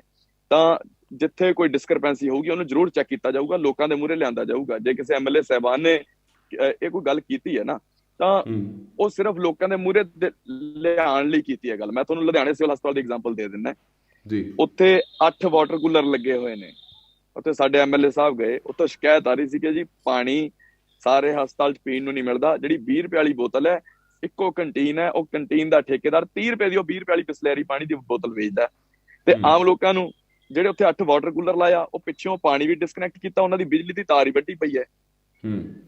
ਤਾਂ ਇਹਦੇ ਲਈ ਜ਼ਿੰਮੇਵਾਰ ਕੌਣ ਸੀ? ਜਿਹੜਾ ਹੁਣ ਤੱਕ ਦਾ ਸਿਸਟਮ ਸੀ ਉਹ ਜ਼ਿੰਮੇਵਾਰ ਸੀ। ਤਾਂ ਉੱਥੇ ਜੇ ਕੋਈ ਐਮਐਲਏ ਜਾ ਕੇ ਗੱਲ ਕਰ ਰਿਹਾ, ਉਹਨੂੰ ਦਰੁਸਤ ਕਰ ਰਿਹਾ, ਉੱਥੇ ਜਿਹੜੇ ਉਹਦੀਆਂ ਅਥਾਰਟੀਜ਼ ਨੇ ਉਹਨੂੰ ਕਹਿ ਰਿਹਾ ਕਿ 8 ਦੇ 8 ਵਾਟਰ ਕੂਲਰ ਚੱਲਣ, ਲੋਕੀ ਕਿਉਂ ਜੇਬ ਚੋਂ ਪਾਣੀ ਜਿਹੜਾ ਜੇਬ ਚੋਂ ਪੈਸੇ ਭਰ ਕੇ ਪਾਣੀ ਭਰਨੇ ਤਾਂ ਬੇਸਿਕ ਸਹੂਲਤ ਹੈ। ਹਸਪਤਾਲ ਆਏ ਬੰਦੇ ਨੂੰ ਇਹ ਤਾਂ ਬੇਸਿਕ ਸਹੂਲਤ, ਤੇ ਗਰੀਬ ਗੁਰਬਾ ਵੀ ਜਾਂਦਾ ਜਿਹੜਾ ਵਿਚਾਰਾ ਸ਼ਾਇਦ 200 ਰੁਪਏ ਵੀ ਦਿਨ ਦਾ ਨਹੀਂ ਬਣਾਉਂਦਾ, ਉਹ 30 ਰੁਪਏ ਦਾ ਪਹਿਲਾਂ ਪਾਣੀ ਖਰੀਦਿਆ ਜੀ। ਸੋ ਮੇਰੀ ਬੇਨਤੀ ਹੈ ਵੀ ਜੇ ਇਹ ਐਕਸ਼ਨ ਮੋਡ ਸਾਡੇ ਸਾਥੀ ਨੇ ਤਾਂ ਉਹ ਬਿਲਕੁਲ ਰਾਈਟ ਹੈ ਮੈਨੂੰ ਲੱਗਦਾ। ਪਰ ਹਾਂ, ਕਿਸੇ ਨਾਲ ਸ਼ਬਦਾਵਲੀ ਗਲਤ ਵਰਤਣੀ ਇਹ ਇੱਕ ਪਰਸਨਲ ਗੱਲ ਹੋ ਸਕਦੀ ਹੈ, ਮੈਂ ਇਹਦੀ ਨਿਖੇਧੀ ਕਰਦਾ, ਤੇ ਜੇ ਕਿਤੇ ਕੋਈ ਰਾਈਟ ਗੱਲ ਨਹੀਂ ਤਾਂ ਅਸੀਂ ਉੱਤੇ ਸਵਾਲ ਨਹੀਂ ਕਰਾਂਗੇ। ਪਲਾਹੀ ਜੀ। ਮੋਹਿਤ ਜੀ, ਇੱਕ ਗੱਲ ਜਿਹੜੀ ਆਮ ਤੌਰ ਤੇ ਸੁਣਨ ਦੇਖਣ ਨੂੰ ਮਿਲੀ ਆ ਔਰ ਇਲੈਕਸ਼ਨ ਬਾਅਦ ਨੇ ਲੋਕਾਂ ਦੇ ਸਾਹਮਣੇ ਉਹ ਗੱਲ ਲਿਆਂਦੀ ਹੈ, ਉਹ ਇਹ ਹੈ ਕਿ ਜਿੰਨੇ ਐਮਐਲਏ ਸਹਿਬਾਨ ਬਣੇ ਨੇ ਉਹਨਾਂ ਦੇ ਵਿੱਚੋਂ 50% ਇਹੋ ਜਿਹੇ ਵਿਅਕਤੀ ਨੇ ਜਾਂ ਇਹੋ ਜਿਹੇ ਨੇਤਾ ਨੇ ਜਿਨ੍ਹਾਂ ਦੇ ਉੱਤੇ ਅਪਰਾਧਿਕ ਮਾਮਲੇ ਜਿਹੜੇ ਨੇ ਉਹ ਦਰਜ ਨੇ।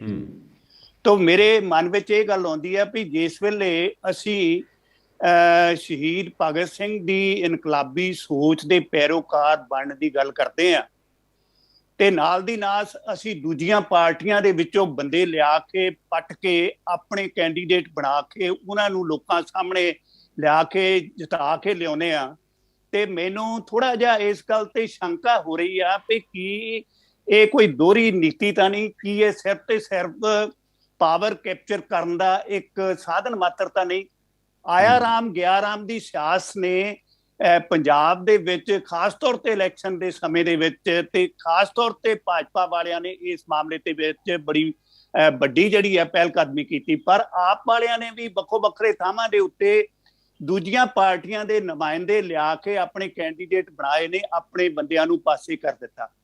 ਤਾਂ ਕੀ ਇਸ ਨਾਲ ਉਹ ਕੁਝ ਜੋ ਭਗਵੰਤ ਮਾਨ ਜੀ ਕਰਨਾ ਚਾਹੁੰਦੇ ਨੇ, ਜੋ ਆਮ ਆਦਮੀ ਪਾਰਟੀ ਜਿਹੜੀ ਆ ਕਰਨਾ ਚਾਹੁੰਦੀ ਹੈ, ਇੱਕ ਉਹਨਾਂ ਦਾ ਵਿਜ਼ਨ ਹੈ, ਤੇ ਉਹ ਵਿਜ਼ਨ ਦੇ ਉੱਤੇ ਕੀ ਧੱਬਾ ਤਾਂ ਨਹੀਂ ਲਾ ਦੇਣਗੇ ਉਹ ਲੋਕ ਜਿਹੜੇ ਆਊਟਸਾਈਡਰ ਆਏ ਨੇ ਔਰ ਜਿਨ੍ਹਾਂ ਦਾ ਕਲਚਰ ਜਿਹੜਾ ਹੈ ਡਿਫਰੈਂਟ ਹੈ?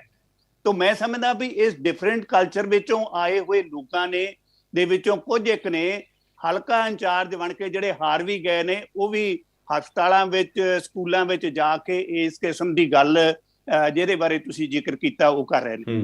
ਤਾਂ ਮੈਂ ਇਸ ਗੱਲ ਬਾਰੇ ਇਲੈਕਸ਼ਨ ਬਾਅਦ ਦੇ ਅੰਕੜੇ ਨੇ ਜ਼ਰੂਰ ਪੜ੍ਹੇ ਹੋਣਗੇ ਤੁਸੀਂ ਸਾਰਿਆਂ ਨੇ, ਉਹ ਬੜੀ ਚਿੰਤਾ ਦਾ ਵਿਸ਼ਾ ਨੇ ਸਾਡੇ ਸਾਰਿਆਂ ਲਈ। ਜੀ ਜੀ, ਪਰਮਵੀਰ ਜੀ, ਕਾਫੀ ਇੱਕ ਵਧੀਆ ਸਵਾਲ ਜਿਹੜਾ ਹੈ ਸਾਡੇ ਸੀਨੀਅਰ ਜਰਨਲਿਸਟ ਗੁਰਮੀਤ ਸਿੰਘ ਪਲਾਹੀ ਹੋਣਾ ਨੇ ਪੁੱਛਿਆ, ਉਹਦਾ ਜਵਾਬ ਤੁਸੀਂ ਦੇਣਾ ਚਾਹੁੰਦੇ ਹੋ? ਮੈਂ ਬੇਨਤੀ ਕਰਦਾ ਵੀ ਜਿੱਥੋਂ ਤੱਕ ਸਵਾਲ ਹੈ ਦੂਜੀਆਂ ਪਾਰਟੀਆਂ 'ਚ ਲੋਕਾਂ ਨੂੰ ਲੈ ਕੇ ਆਉਣ ਦਾ, ਜਦੋਂ ਇਲੈਕਸ਼ਨ ਹੁੰਦੀ ਹੈ ਇਹ ਦੇਸ਼ ਦੀ ਇਹ ਜਿਹੜੀ ਡੈਮੋਕ੍ਰੇਸੀ ਹੈ ਨਾ ਉਹਦੀ ਡਿਵੈਲਪਮੈਂਟ ਹੁੰਦੀ ਹੈ ਕਿ ਲੋਕ ਕੁਝ ਪਾਰਟੀਆਂ 'ਚੋਂ ਆਉਂਦੇ ਆ ਜਾਂਦੇ ਆ। ਅਕਾਲੀ ਦਲ ਦੇ ਬਹੁਤ ਵੱਡੇ ਪੱਧਰ ਤੇ ਸੁਖਬੀਰ ਬਾਦਲ ਜੀ ਨੇ ਭਾਜਪਾ ਨੂੰ ਸ਼ਾਮਲ ਕੀਤਾ, ਅੰਮ੍ਰਿਤਸਰ ਸਟੇਜ ਲੱਗੀ ਸੀ ਹਨਾ, ਜਿਹਦੇ 'ਚ ਭਾਜਪਾ ਦੇ ਸਾਬਕਾ ਪ੍ਰਧਾਨ ਕਈ ਐਮਐਲਏ ਸਾਬਕਾ ਨਾ ਜੁਆਇਨ ਹੋਏ, ਕਾਂਗਰਸ ਨੇ ਬਹੁਤ ਲੋਕਾਂ ਨੂੰ ਸ਼ਾਮਲ ਕੀਤਾ। ਪਰ ਗੱਲ ਹੈ ਵੀ ਸਰਕਾਰ ਇੱਕ ਵਿਜ਼ਨ ਨਾਲ ਚੱਲਦੀ ਹੈ ਕਿ ਆਈਡੀਓਲੋਜੀ ਨਾਲ ਚੱਲਦੀ ਹੈ। ਕੋਈ ਆਈਡੀਓਲੋਜੀ ਮਾੜੀ ਨਹੀਂ, ਅਕਾਲੀ ਦਲ ਕੋਈ ਮਾੜੀ ਆਈਡੀਓਲੋਜੀ ਨਹੀਂ, ਕਾਂਗਰਸ ਕੋਈ ਮਾੜੀ ਆਈਡੀਓਲੋਜੀ ਨਹੀਂ, ਪਰ ਇਹ ਸਰਕਾਰ ਆਮ ਆਦਮੀ ਪਾਰਟੀ ਦੀ ਆਈਡੀਓਲੋਜੀ ਤੇ ਚੱਲੂਗੀ, ਚਾਹੇ ਕੋਈ ਕਿਸੇ ਪਾਰਟੀ ਚੋਂ ਆਇਆ, ਕਿਸੇ ਬੈਕਗ੍ਰਾਉਂਡ ਤੋਂ ਆਇਆ, ਡਜ਼ਨਟ ਮੈਟਰ। ਅਸੀਂ ਇੱਕ ਪਰਪੱਕ ਤਰੀਕੇ ਨਾਲ ਲੋਕਾਂ ਨੂੰ ਜਵਾਬ ਦੇ ਸਰਕਾਰ ਚਲਾਵਾਂਗੇ ਜੀ। ਪਰ ਜਿਹੜੀ ਗੱਲ ਉਹਨਾਂ ਨੇ ਕੀਤੀ ਕਿ 50% ਅਜਿਹੇ ਵਿਧਾਇਕ ਨੇ ਜਿਨ੍ਹਾਂ ਦੇ ਉੱਪਰ ਕਾਫੀ ਵੱਡੇ ਚਾਰजेस ਜਿਹੜੇ ਨੇ ਉਹ ਲੱਗੇ, ਇਹ ਤੇ ਦੱਸ ਦਿੰਦਾ ਜੀ, ਜੇ ਕਿਸੇ ਨੇ ਇੱਕ ਵੀ ਕਤਾਹੀ, ਚਾਹੇ ਕੋਈ ਐਮਐਲਏ ਸਾਹਿਬਾਨ ਹੈ, ਕੋਈ ਪਾਰਟੀ ਦਾ ਵੱਡਾ ਲੀਡਰ ਹੈ, ਲੋਕਾਂ ਪ੍ਰਤੀ ਜਿੱਥੇ ਲੋਕਾਂ ਨੂੰ ਸਿੱਧਾ ਨੁਕਸਾਨ ਹੁੰਦਾ ਹੋਵੇ ਇਹੋ ਜਿਹਾ ਕੀਤਾ ਜਾਂ ਕੋਈ ਮੋਰਲ ਗਲਤੀ ਕੀਤੀ ਗਈ, ਉਹ ਬਖਸ਼ਿਆ ਨਹੀਂ ਜਾਊਗਾ। ਇਹ ਆਮ ਆਦਮੀ ਪਾਰਟੀ ਦੀ ਜਿਹੜੀ ਸਰਕਾਰ ਹੈ ਲੋਕਾਂ ਦੇ ਲਈ ਚੱਲੂ ਤੇ ਪੰਜਾਬ ਦਾ ਜਿਹੜਾ ਆਨਰ ਹੈ ਉਹਨੂੰ ਅਪਲਿਫਟ ਕਰਨ ਲਈ ਚੱਲੂ ਜੀ। ਠੀਕ ਹੈ ਜੀ, ਕੋਹਲੀ ਸਾਹਿਬ ਤੁਹਾਡੇ ਵੱਲ ਹੋ ਜਾਂਦੇ ਆ ਤੇ ਤੁਹਾਨੂੰ ਪੁੱਛਣਾ ਚਾਹਾਂਗੇ ਕਿ ਹੁਣ ਓਪੋਜੀਸ਼ਨ ਦੇ ਉੱਪਰ ਕਾਫੀ ਵੱਡਾ, ਜਿਵੇਂ ਬਾਰ-ਬਾਰ ਮੈਂ ਜ਼ਿਕਰ ਕਰ ਰਿਹਾ ਕਿ ਕਾਫੀ ਵੱਡਾ ਦਾਮੋਦਰ ਓਪੋਜੀਸ਼ਨ ਦੇ ਉੱਪਰ ਹੋਏਗਾ ਕਿ ਜੇ ਬਾਈ ਚਾਂਸ ਜਿਹੜੀਆਂ ਗੱਲਾਂ ਕਹਿ ਕੇ ਜਿਹੜੀ ਸਰਕਾਰ ਹੈ ਪਾਵਰ ਵਿੱਚ ਆ ਗਈ, ਅਗਰ ਬਾਈ ਚਾਂਸ ਉੱਤੇ ਕੰਮ ਨਹੀਂ ਕੀਤਾ ਜਾਂਦਾ ਤਾਂ ਓਬਵੀਅਸਲੀ ਦੂਜੇ ਨੰਬਰ ਤੇ ਜਿਹੜਾ ਬਹੁਮਤ ਕਹਿ ਲਓ ਜਾਂ ਵੱਡੀਆਂ ਜਿਹੜੀ ਜ਼ਿਆਦਾ ਗਿਣਤੀ 'ਚ ਜਿਹੜੀਆਂ ਸੀਟਾਂ ਮਿਲੀਆਂ ਨੇ ਉਹ ਕਾਂਗਰਸ ਨੂੰ ਹੀ ਮਿਲੀਆਂ। ਸੋ ਕਾਂਗਰਸ ਦੀ ਪਲੈਨਿੰਗ ਫਿਲਹਾਲ ਕੀ ਚੱਲ ਰਹੀ ਹੈ? ਕਿਉਂਕਿ ਜਦੋਂ ਸਿੱਧੂ ਸਾਹਿਬ ਹੁਣ ਪ੍ਰਧਾਨਗੀ ਛੱਡ ਕੇ ਤੇ ਹੁਣ ਇਹ ਵੀ ਗੱਲਾਂ ਆ ਰਹੀਆਂ ਨੇ ਕਿ ਪ੍ਰਧਾਨਗੀ ਕੌਣ ਸਾਂਭੇਗਾ, ਫਿਰ ਜੀ ਜਿਹੜਾ ਓਪੋਜੀਸ਼ਨ ਦਾ ਲੀਡਰ ਹੈ ਉਹ ਕੌਣ ਬਣੇਗਾ। ਸੋ ਹੁਣ ਉਹਦੇ ਵਿੱਚ ਕਿਉਂਕਿ 17 ਸੀਟਾਂ ਵਿੱਚ ਹੋਰ ਅੱਗੋਂ ਵੀ ਕੁਝ ਆਪਾਂ ਦੇਖ ਸਕਦੇ ਹਾਂ ਵੱਖਰੇਵੇਂ ਜਾਂ ਹੋਰ ਵਿਚਾਰਧਾਰਾਵਾਂ ਦੇ ਵਿੱਚ ਜਿਹੜਾ ਡਿਫਰੈਂਸ ਦੇਖ ਸਕਦੇ ਹਾਂ, ਜਾਂ ਕੁਝ ਪਲੈਨਿੰਗ ਚੱਲ ਰਹੀ ਹੈ ਅੰਦਰੋਂ ਅੰਦਰੀ ਕਿ ਨਹੀਂ ਆਪਾਂ ਹੁਣ ਦੁਬਾਰਾ ਫਿਰ ਸਮੇਂ ਤੇ ਇਕੱਠੇ ਹੋ ਜਾਈਏ ਤੇ ਸਮੇਂ ਤੇ ਆਪਾਂ ਇਸ ਨੂੰ ਹੁਣ ਕੈਪਚਰ ਕਰਨਾ ਸ਼ੁਰੂ ਕਰ ਦਈਏ। ਪਲੈਨਿੰਗ ਕੀ ਚੱਲ ਰਹੀ ਹੈ ਕਾਂਗਰਸ ਦੇ ਵਿੱਚ? ਬਿਲਕੁਲ ਮੋਹਿਤ ਜੀ, ਦੇਖੋ ਇਸ ਟਾਈਮ ਤੇ ਕਾਂਗਰਸ ਦਾ ਇਹ ਮੰਥਨ ਦਾ ਟਾਈਮ ਹੈ ਕਿ ਸਾਡੀ ਇਲੈਕਸ਼ਨਾਂ ਦੇ ਵਿੱਚ ਏਡੀ ਵੱਡੀ ਹਾਰ ਕਿਉਂ ਹੋਈ। ਇਸ ਤੋਂ ਕੁਝ ਦਿਨਾਂ ਦੇ ਬਾਅਦ ਜਦੋਂ ਅਸੀਂ ਉਭਰ ਜਾਵਾਂਗੇ, ਜਦੋਂ ਉਹ ਫੈਕਟ ਸਾਡੇ ਸਾਹਮਣੇ ਆ ਜਾਣਗੇ ਵੀ ਇਹ ਫੈਕਟ ਸੀਗੇ, ਇੱਥੇ ਸਾਡੀ ਗਲਤੀਆਂ ਸਨ, ਉਹ ਗਲਤੀਆਂ ਤੋਂ ਅਸੀਂ ਸਿੱਖ ਕੇ ਫਿਰ ਦੁਬਾਰਾ ਜਦੋਂ ਅਸੀਂ ਓਪੋਜੀਸ਼ਨ ਦੇ ਰੋਲ 'ਚ ਬੈਠਾਂਗੇ ਵਿਧਾਨ ਸਭਾ ਦੇ ਵਿੱਚ, ਉੱਥੇ ਜਾ ਕੇ ਫਿਰ ਜੋ ਓਪੋਜੀਸ਼ਨ ਦਾ ਇੱਕ ਰੋਲ ਹੁੰਦਾ ਹੈ ਕਿ ਮੈਂ ਇਹ ਵੀ ਸੋਚਦਾ ਕਿ ਓਪੋਜੀਸ਼ਨ ਹੁਣ ਇਸ ਤਰ੍ਹਾਂ ਦਾ ਕੰਮ ਕਰੇ ਕਿ ਜਿਵੇਂ 2017 ਤੋਂ 22 ਦੇ ਵਿੱਚ ਕੀ ਹੋਇਆ ਕਿ ਕਾਂਗਰਸ ਦੇ ਜਿਹੜੇ ਸ਼ਲਾਘਾਯੋਗ ਕਦਮ ਹੁੰਦੇ ਸੀ ਉਸ 'ਚ ਵੀ ਓਪੋਜੀਸ਼ਨ ਸਾਥ ਨਹੀਂ ਦਿੰਦੀ ਸੀ। ਮੈਂ ਇਹ ਸੋਚਦਾ ਕਿ ਬੀਇੰਗ ਅ ਕਾਂਗਰਸਮੈਨ, ਕਾਂਗਰਸ ਨੂੰ ਇਹ ਕਰਨਾ ਚਾਹੀਦਾ ਹੈ ਕਿ ਜਿਹੜੇ ਚੰਗੇ ਕੰਮ ਹੈ ਆਮ ਆਦਮੀ ਪਾਰਟੀ ਦੇ, ਉਹਨਾਂ ਦੀ ਸ਼ਲਾਘਾ ਕਰਨੀ ਚਾਹੀਦੀ ਹੈ ਵਿਧਾਨ ਸਭਾ ਦੇ ਵਿੱਚ ਖੜੇ ਹੋ ਕੇ ਵੀ। ਪਰ ਮੈਂ ਸਮਝਦਾ ਕਿ ਇਹ ਇੱਕ ਬੜੀ, ਜਿਹਨੂੰ ਆਪਾਂ ਕਹਿ ਦਈਏ ਕਿ ਹਾਈਪੋਥੈਟੀਕਲ ਗੱਲ ਹੈ, ਇੱਕ ਡੈਮੋਕ੍ਰੇਸੀ ਨੂੰ ਐਵੇਂ ਦੇਖਣਾ, ਇਹ ਜਿਵੇਂ ਆਪਾਂ ਕਹਿ ਦਿੰਦੇ ਹਾਂ ਅਮਰੀਕਾ ਕੈਨੇਡਾ ਦਾ ਐਗਜ਼ਾਮਪਲ ਕਿਤੇ ਦੇ ਦਿੰਦੇ ਆ, ਇਹ ਹੈਲਦੀ ਡੈਮੋਕ੍ਰੇਸੀ ਦੀ ਨਿਸ਼ਾਨੀਆਂ ਹੁੰਦੀਆਂ ਨੇ। ਬਟ ਜੇ ਹੋ ਜਾਵੇ ਤਾਂ ਬਹੁਤ ਚੰਗੀ ਗੱਲ ਹੈ। ਜੇ ਕਾਂਗਰਸ ਦੀ ਤੁਸੀਂ ਗੱਲ ਕਰਦੇ ਹੋ ਪਲਾਨ ਆਫ ਐਕਸ਼ਨ ਦੀ, ਤੇ ਮੈਂ ਸਮਝਦਾ ਕਿ ਮੰਥਨ ਤੋਂ ਬਾਅਦ ਜਲਦੀ ਹੀ ਕਾਂਗਰਸ ਆਪਣੇ ਪਲਾਨ ਆਫ ਐਕਸ਼ਨ ਦੇ ਨਾਲ ਵਿਧਾਨ ਸਭਾ ਦੇ ਵਿੱਚ ਤੁਹਾਨੂੰ ਦਿਖੇਗੀ, ਤੇ ਨਵੇਂ ਪ੍ਰਧਾਨ, ਨਵੇਂ ਐਲਓਪੀ ਦੇ ਨਾਲ ਕਾਂਗਰਸ ਆਪਣੀ ਆਵਾਜ਼ ਜਿਹੜੀ ਹੈ ਉਹ ਲੋਕਾਂ ਦੇ ਵਿੱਚ ਲੈ ਕੇ ਜਾਏਗੀ। ਜੀ, ਸੋ ਪੂਰੇ ਪ੍ਰੋਗਰਾਮ ਵਿੱਚ ਅਸੀਂ ਅਲੱਗ-ਅਲੱਗ ਮੁੱਦਿਆਂ ਦੇ ਉੱਪਰ ਗੱਲ ਕੀਤੀ। ਤੇ ਭਰਾਈ ਸਾਹਿਬ, ਹੁਣ ਲੋਕਾਂ ਦਾ ਕੀ ਕੰਮ ਹੈ? ਕਿਉਂਕਿ ਲੋਕਾਂ ਨੇ ਤੇ ਬਈ ਵੋਟ ਦੇਤੀ, ਲੋਕਾਂ ਨੇ ਤੇ ਹੁਣ ਨਵੇਂ ਮੁੱਖ ਮੰਤਰੀ ਸਾਹਿਬ ਬਣਾ ਦਿੱਤੇ, ਲੋਕਾਂ ਨੇ ਤੇ ਆਪਣੇ ਸਾਰੇ ਮਸਲੇ ਵੀ ਸੁਣਾ ਦਿੱਤੇ। ਹੁਣ ਲੋਕ ਜਿਹੜੇ ਨੇ ਉਹ ਕੀ ਕਰਨਗੇ? ਕਿਉਂਕਿ ਹੁਣ ਤਾਂ ਬਸ ਸਰਕਾਰਾਂ ਦੇ ਹੱਥ 'ਚ ਹੀ ਹੈ ਕਿ ਉਹ ਕਦੋਂ ਉਹਨਾਂ ਦੇ ਜਿਹੜੇ ਮਸਲੇ ਨੇ ਹੱਲ ਕਰੇਗੀ। ਤੇ ਬਾਈ ਚਾਂਸ ਜਿਵੇਂ ਆਪਾਂ ਹੁਣੇ ਇੱਕ ਜੰਗ ਜਿੱਤ ਕੇ ਆਏ ਹਾਂ, ਤੇ ਕੀ ਇਹੋ ਜਿਹਾ ਟਾਈਮ ਤਾਂ ਨਹੀਂ ਆਊਗਾ ਕਿ ਹਾਂ ਵੀ ਲੋਕ ਦੁਬਾਰਾ ਸੜਕਾਂ 'ਤੇ ਆ ਜਾਣਗੇ? ਜਿੱਥੇ ਪਹਿਲਾਂ ਆਪਾਂ ਕੇਂਦਰ ਸਰਕਾਰ ਦੇ ਸਾਹਮਣੇ ਮੱਥਾ ਲਾਇਆ ਸੀਗਾ, ਹੁਣ ਕਿਤੇ ਸੂਬਾ ਸਰਕਾਰ ਦੇ ਨਾਲ ਹੀ ਨਾ ਲਾਣਾ ਪੈ ਜਾਵੇ। ਮੋਹਿਤ ਦੀ ਗੱਲ ਇਹ ਆ ਵੀ ਲੋਕ ਵੇਟ ਕਰਨਗੇ, ਦੇਖਣਗੇ ਕਿ ਨਵੀਂ ਸਰਕਾਰ ਕੀ ਕਰ ਰਹੀ ਹੈ, ਔਰ ਆਸ ਵੀ ਇਸ ਗੱਲ ਦੀ ਹੈ ਕਿ ਨਵੀਂ ਸਰਕਾਰ ਕੁਝ ਨਾ ਕੁਝ ਪਹਿਲੀਆਂ ਸਰਕਾਰਾਂ ਨਾਲੋਂ ਵੱਖਰਾ ਕਰੇਗੀ। ਜੋ ਇਸ ਕਿਸਮ ਦਾ ਵੱਖਰਾ ਨਹੀਂ ਕਰੇਗੀ ਤੇ ਉਸ ਦੀ ਜਵਾਬਦੇਹੀ ਹੋਏਗੀ। ਤੁਸੀਂ ਦੇਖੋ ਵੀ ਖਾਸ ਤੌਰ ਤੇ ਕਿਸਾਨ ਮੂਵਮੈਂਟ ਦੇ ਦੌਰਾਨ 1 ਸਾਲ, ਸਵਾ ਸਾਲ ਦੇ ਅਰਸੇ ਵਿੱਚ, ਜਾਂ ਇਸ ਤੋਂ ਵੀ ਥੋੜਾ ਵੱਧ ਸਮੇਂ ਦੇ ਅਰਸੇ ਦੇ ਵਿੱਚ ਲੋਕ ਬੜੇ ਸੁਚੇਤ ਹੋਏ ਨੇ। ਉਹ ਨੇਤਾਵਾਂ ਨੂੰ ਸਵਾਲ ਪੁੱਛਣ ਲੱਗ ਪਏ ਨੇ।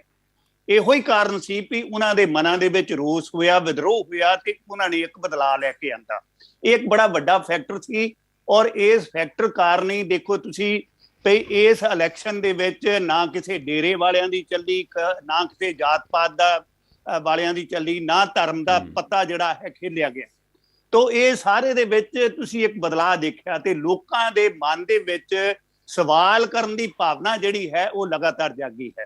ਦੇਖੋ ਕਰਪਸ਼ਨ ਦਾ ਮਸਲਾ ਹੈ, ਪ੍ਰਵਾਸ ਦਾ ਮਸਲਾ ਹੈ, ਪੰਜਾਬ ਦੇ ਪਾਣੀਆਂ ਦਾ ਮਸਲਾ ਹੈ, ਭਾਖੜਾ ਜਿਹੜਾ ਮੈਨੇਜਮੈਂਟ ਬੋਰਡ ਉਹਦੇ ਸਾਹਮਣੇ ਜਿਹੜੇ ਅਧਿਕਾਰ ਖੋਹੇ ਜਾ ਰਹੇ ਨੇ ਉਹਨਾਂ ਦਾ ਮਸਲਾ ਹੈ। ਤੇ ਸਭ ਤੋਂ ਵੱਡੀ ਗੱਲ ਇਹ ਆ ਵੀ ਲੋਕ ਜਿਹੜੇ ਨੇ ਇੱਕ ਬਹੁਤ ਵੱਡੀ ਆਸ ਲੈ ਕੇ, ਜਿੰਨੀਆਂ ਵੱਡੀਆਂ ਆਸਾਂ ਹੁੰਦੀਆਂ ਨੇ ਓਡਾ ਵੱਡਾ ਉਹਨਾਂ ਦੇ ਮਨ ਦੇ ਵਿੱਚ ਕਾਹਲ ਹੁੰਦੀ ਆ ਵੀ ਇਹ ਗੱਲਾਂ ਪੂਰੀਆਂ ਹੋ ਜਾਣ। ਦੇਖੋ ਲੋਕਾਂ ਨੇ ਰਿਆਇਤਾਂ ਦੀ ਰਾਜਨੀਤੀ ਤੋਂ ਪਰੇ ਹਟ ਕੇ ਉਹਨਾਂ ਮੁੱਦਿਆਂ ਮਸਲਿਆਂ ਨੂੰ ਸਾਹਮਣੇ ਲਿਆ ਕੇ ਉਸ ਗੱਲ ਦੇ ਉੱਤੇ ਵੋਟ ਦਿੱਤੀ ਹੈ। ਉਹ ਚਾਹੁਣਗੇ ਕਿ ਨਸ਼ਾ ਜਿਹੜਾ ਇੱਥੋਂ ਖਤਮ ਹੋ ਜਾਏ, ਉਹ ਚਾਹੁਣਗੇ ਕਿ ਇੱਥੋਂ ਮਾਫੀਆ ਰਾਜ ਜਿਹੜਾ ਹੈ ਖਤਮ ਹੋ ਜਾਏ, ਉਹ ਚਾਹੁਣਗੇ ਕਿ ਰੇਤਾ ਬਜਰੀ ਜਿਹੜੀ ਹੈ ਉਹਨਾਂ ਨੂੰ ਸਸਤੇ ਭਾਅ ਮਿਲਣ ਲੱਗ ਪਵੇ, ਉਹ ਇਹ ਵੀ ਚਾਹੁਣਗੇ ਵੀ ਜਿੱਥੇ ਜਿੱਥੇ ਉਹਨਾਂ ਨੂੰ ਲੋੜ ਹੈ ਉਹ ਉਹਨਾਂ ਨੂੰ ਸੋਸ਼ਲ ਸਿਕਿਉਰਿਟੀ ਵੀ ਮਿਲ ਜਾਏ। ਤੋ ਇਹ ਤਦੇ ਸੰਭਵ ਹੋ ਸਕੇਗਾ ਜੇ ਨਵੀਂ ਸਰਕਾਰ ਨਵੇਂ ਢੰਗ ਨਾਲ ਸੋਚ ਕੇ ਉਹਦੇ ਲਈ ਸਾਧਨ ਪੈਦਾ ਕਰੇਗੀ, ਕਿਉਂਕਿ ਪੈਸੇ ਖਜ਼ਾਨੇ ਦੇ ਵਿੱਚ ਬਹੁਤ ਘੱਟ ਨੇ। ਇਹਨਾਂ ਨੂੰ ਪਤਾ ਵੀ ਬਹੁਤ ਸਾਰਾ ਜਿਹੜਾ ਮਾਫੀਆ ਜਿਹੜਾ ਹੈ, ਹੋਰ ਅਫਸਰਸ਼ਾਹੀ ਜਿਹੜੀ ਹੈ ਉਹ ਉਹਨੂੰ ਪੂਰਾ ਲਾ ਰਹੀ ਹੈ। ਉਸ ਖੋਰੇ ਤੋਂ ਬਚਾ ਕੇ ਇਸ ਪਾਰਟੀ ਨੇ ਆਪਣਾ ਖਜ਼ਾਨਾ ਭਰਨਾ ਹੈ ਤੇ ਲੋਕਾਂ ਦੇ ਭਲੇ ਦੇ ਕੰਮ ਕਰਨੇ। ਦੇਖੋ ਹੁਣ ਤਾਂ ਸਥਿਤੀ ਇਹ ਹੈ ਵੀ ਖਜ਼ਾਨੇ ਦੇ ਵਿੱਚੋਂ ਬਹੁਤੀਆਂ ਹਾਲਤਾਂ ਦੇ ਵਿੱਚ ਮਸਾਂ ਮੁਲਾਜ਼ਮਾਂ ਦਾ ਤਨਖਾਹ ਜਿਹੜੀ ਹੈ ਜਾਂ ਪੈਨਸ਼ਨਾਂ ਦੇਣ ਵਾਲੀ ਗੱਲ ਹੀ ਜਿਹੜੀ ਉਹ ਹੋ ਸਕੀ। ਡਿਵੈਲਪਮੈਂਟ ਦੇ ਲਈ ਮਸਾਂ 18-20% ਜਿਹੜੇ ਆ ਪੈਸੇ ਉਹ ਬਚ ਸਕੇ ਨੇ। ਤੇ ਪੰਜਾਬ ਦੀ ਡਿਵੈਲਪਮੈਂਟ ਲਈ ਇਸ ਵੇਲੇ ਬਹੁਤ ਵੱਡੀ ਲੋੜ ਹੈ। ਜੇ ਇਨਫਰਾਸਟਰਕਚਰ ਦੀ ਡਿਵੈਲਪਮੈਂਟ ਹੋਏਗੀ, ਪਿੰਡਾਂ ਦੇ ਵਿੱਚ ਖੇਤੀ ਦੇ ਹਾਲਤ ਸੁਧਰਨਗੇ, ਖੇਤੀ ਲਈ ਕਾਰਖਾਨੇ ਲੱਗਣਗੇ, ਹੋਰ ਇਹੋ ਜਿਹੀਆਂ ਸੁਵਿਧਾਵਾਂ ਜਿਹੜੀਆਂ ਨੇ ਨਵੀਂ ਸਰਕਾਰ ਜਿਹੜੀ ਹੈ ਦੇਗੀ, ਰੁਜ਼ਗਾਰ ਦੇ ਸਾਧਨ ਪੈਦਾ ਹੋਣਗੇ, ਤਾਂ ਪੰਜਾਬ ਦਾ ਯੂਥ ਜਿਹਨੇ ਅਸਲ ਵਿੱਚ ਇਹ ਸਾਰੀ ਤਬਦੀਲੀ ਦੇ ਵਿੱਚ ਬੜਾ ਵੱਡਾ ਰੋਲ ਅਦਾ ਕੀਤਾ, ਜੇ ਉਸ ਨੂੰ ਆਮ ਆਦਮੀ ਪਾਰਟੀ ਸੰਤੁਸ਼ਟ ਨਹੀਂ ਕਰ ਸਕੇਗੀ ਜੇ ਇਸ ਗੱਲ ਤੇ ਉੱਤੇ ਰੁਕਾਵਟ ਨਹੀਂ ਪਾ ਸਕੇਗੀ ਕਿ ਉਹ ਪ੍ਰਵਾਸ ਦਾ ਰਸਤਾ ਛੱਡ ਕੇ ਇੱਥੇ ਸਾਰਾ ਕੁਝ ਕਰੇ। ਦੇਖੋ ਪੰਜਾਬ ਦੇ ਵਿੱਚ ਆਇਲਟਸ ਦੇ ਜਿਹੜੇ ਸੈਂਟਰ ਨੇ ਉਹ ਤਾਂ ਅਨੰਤ ਨੇ, ਉਹਨਾਂ ਦੀ ਗਿਣਤੀ ਨਹੀਂ ਕੀਤੀ ਜਾ ਸਕਦੀ, ਪਰ ICS IAS PCS IPS ਲਈ ਸੈਂਟਰਾਂ ਦੀ ਲਗਾਤਾਰ ਕਮੀ ਆ। ਲੋਕ ਕੰਪੀਟੀਸ਼ਨ ਵੱਲ ਦੇ ਪਾਸੇ ਨੂੰ ਜਾਂਦੇ ਨੇ। ਤਾਂ ਸਰਕਾਰ ਜਿਸ ਵੇਲੇ ਨੌਜਵਾਨਾਂ ਲਈ ਇੱਕ ਨਵਾਂ ਰਾਹ ਦਸੇਰੇ ਦੇ ਰੂਪ ਵਿੱਚ ਜਿਹਦੀ ਆਸ ਹੈ ਵੀ ਭਗਵੰਤ ਮਾਨ ਹੁਣੀ ਕਰਨਗੇ, ਇੱਕ ਰਾਹ ਦਿਖਾਏਗੀ, ਤੇ ਮੈਂ ਸਮਝਦਾ ਵੀ ਉਹ ਇੱਕ ਸਥਾਈ ਸਰਕਾਰ ਦੇ ਤੌਰ ਤੇ ਸਾਹਮਣੇ ਆਏਗੀ। ਪਰ ਜੇ ਉਸ ਵੱਲੋਂ ਵੀ ਪਹਿਲੀਆਂ ਰਵਾਇਤੀ ਪਾਰਟੀਆਂ ਵਾਂਗਰ ਨਾਅਰੇਬਾਜ਼ੀ ਤੇ ਕਾਲੀ ਦੇ ਵਿੱਚ ਫੈਸਲੇ ਲਾ ਕੇ ਉਹਨਾਂ ਨੂੰ ਲਾਗੂ ਨਾ ਕਰਨ ਦੀ ਗੱਲ ਹੋਏਗੀ ਤੇ ਲੋਕ ਸਵਾਲ ਤਾਂ ਭਾਈ ਪੁੱਛਣਗੇ। ਉਹ ਕਿਸੇ ਨੂੰ ਬਖਸ਼ਿਆ ਨਹੀਂ ਕਰਦੇ। ਇਨਕਲਾਬ ਤਾਂ ਫਿਰ ਉਸ ਆਏਗਾ ਜੀ, ਉਦੋਂ ਹੀ ਹੋਏਗਾ ਜੀ ਇਸ ਲਈ ਇਨਕਲਾਬ ਜ਼ਿੰਦਾਬਾਦ। ਤੇ ਬਾਕੀ ਲੋਕਾਂ ਨੇ ਜਿਸ ਬਦਲਾਅ ਦੇ ਲਈ ਵੋਟ ਪਾਈ, ਜਿਸ ਬਦਲਾਅ ਦੇ ਲਈ ਨਵੇਂ ਮੁੱਖ ਮੰਤਰੀ ਲਿਆਂਦੇ ਨੇ, ਹੁਣ ਕੁਝ ਲੋਕੀ ਕਾਲ ਵੀ ਕਰ ਰਹੇ ਨੇ ਤੇ ਕੁਝ ਲੋਕ ਇੰਤਜ਼ਾਰ ਵੀ ਕਰ ਰਹੇ ਨੇ, ਪਰ ਇੰਤਜ਼ਾਰ ਦੇ ਵਿੱਚ ਹੀ ਸਾਨੂੰ ਇੱਕ ਸਹੀ ਟਾਈਮ ਤੇ ਸਹੀ ਜਿਹੜੀ ਗੱਲਬਾਤ ਹੈ ਉਹ ਵਿਖੇਗੀ ਤੇ ਉਹਦੇ ਉੱਪਰ ਦੁਬਾਰਾ ਐਕਸ਼ਨ ਲਿਆ ਜਾਵੇਗਾ ਤੇ ਉਹਦਾ ਰਿਐਕਸ਼ਨ ਵੀ ਮਿਲੇਗਾ। ਬਾਕੀ ਥੈਂਕ ਯੂ ਸੋ ਮਚ ਅੱਜ ਦੇ ਪ੍ਰੋਗਰਾਮ ਵਿੱਚ ਸ਼ਾਮਿਲ ਹੋਣ ਦੇ ਲਈ ਤੇ ਇਸ ਪ੍ਰੋਗਰਾਮ ਦੇ ਉੱਪਰ ਇੱਕ ਵਧੀਆ ਤਰੀਕੇ ਦੇ ਨਾਲ ਗੱਲਬਾਤ ਸਾਹਮਣੇ ਰੱਖਣ ਲਈ। ਥੈਂਕ ਯੂ ਸੋ ਮਚ ਸਾਰਿਆਂ ਦਾ ਜੀ।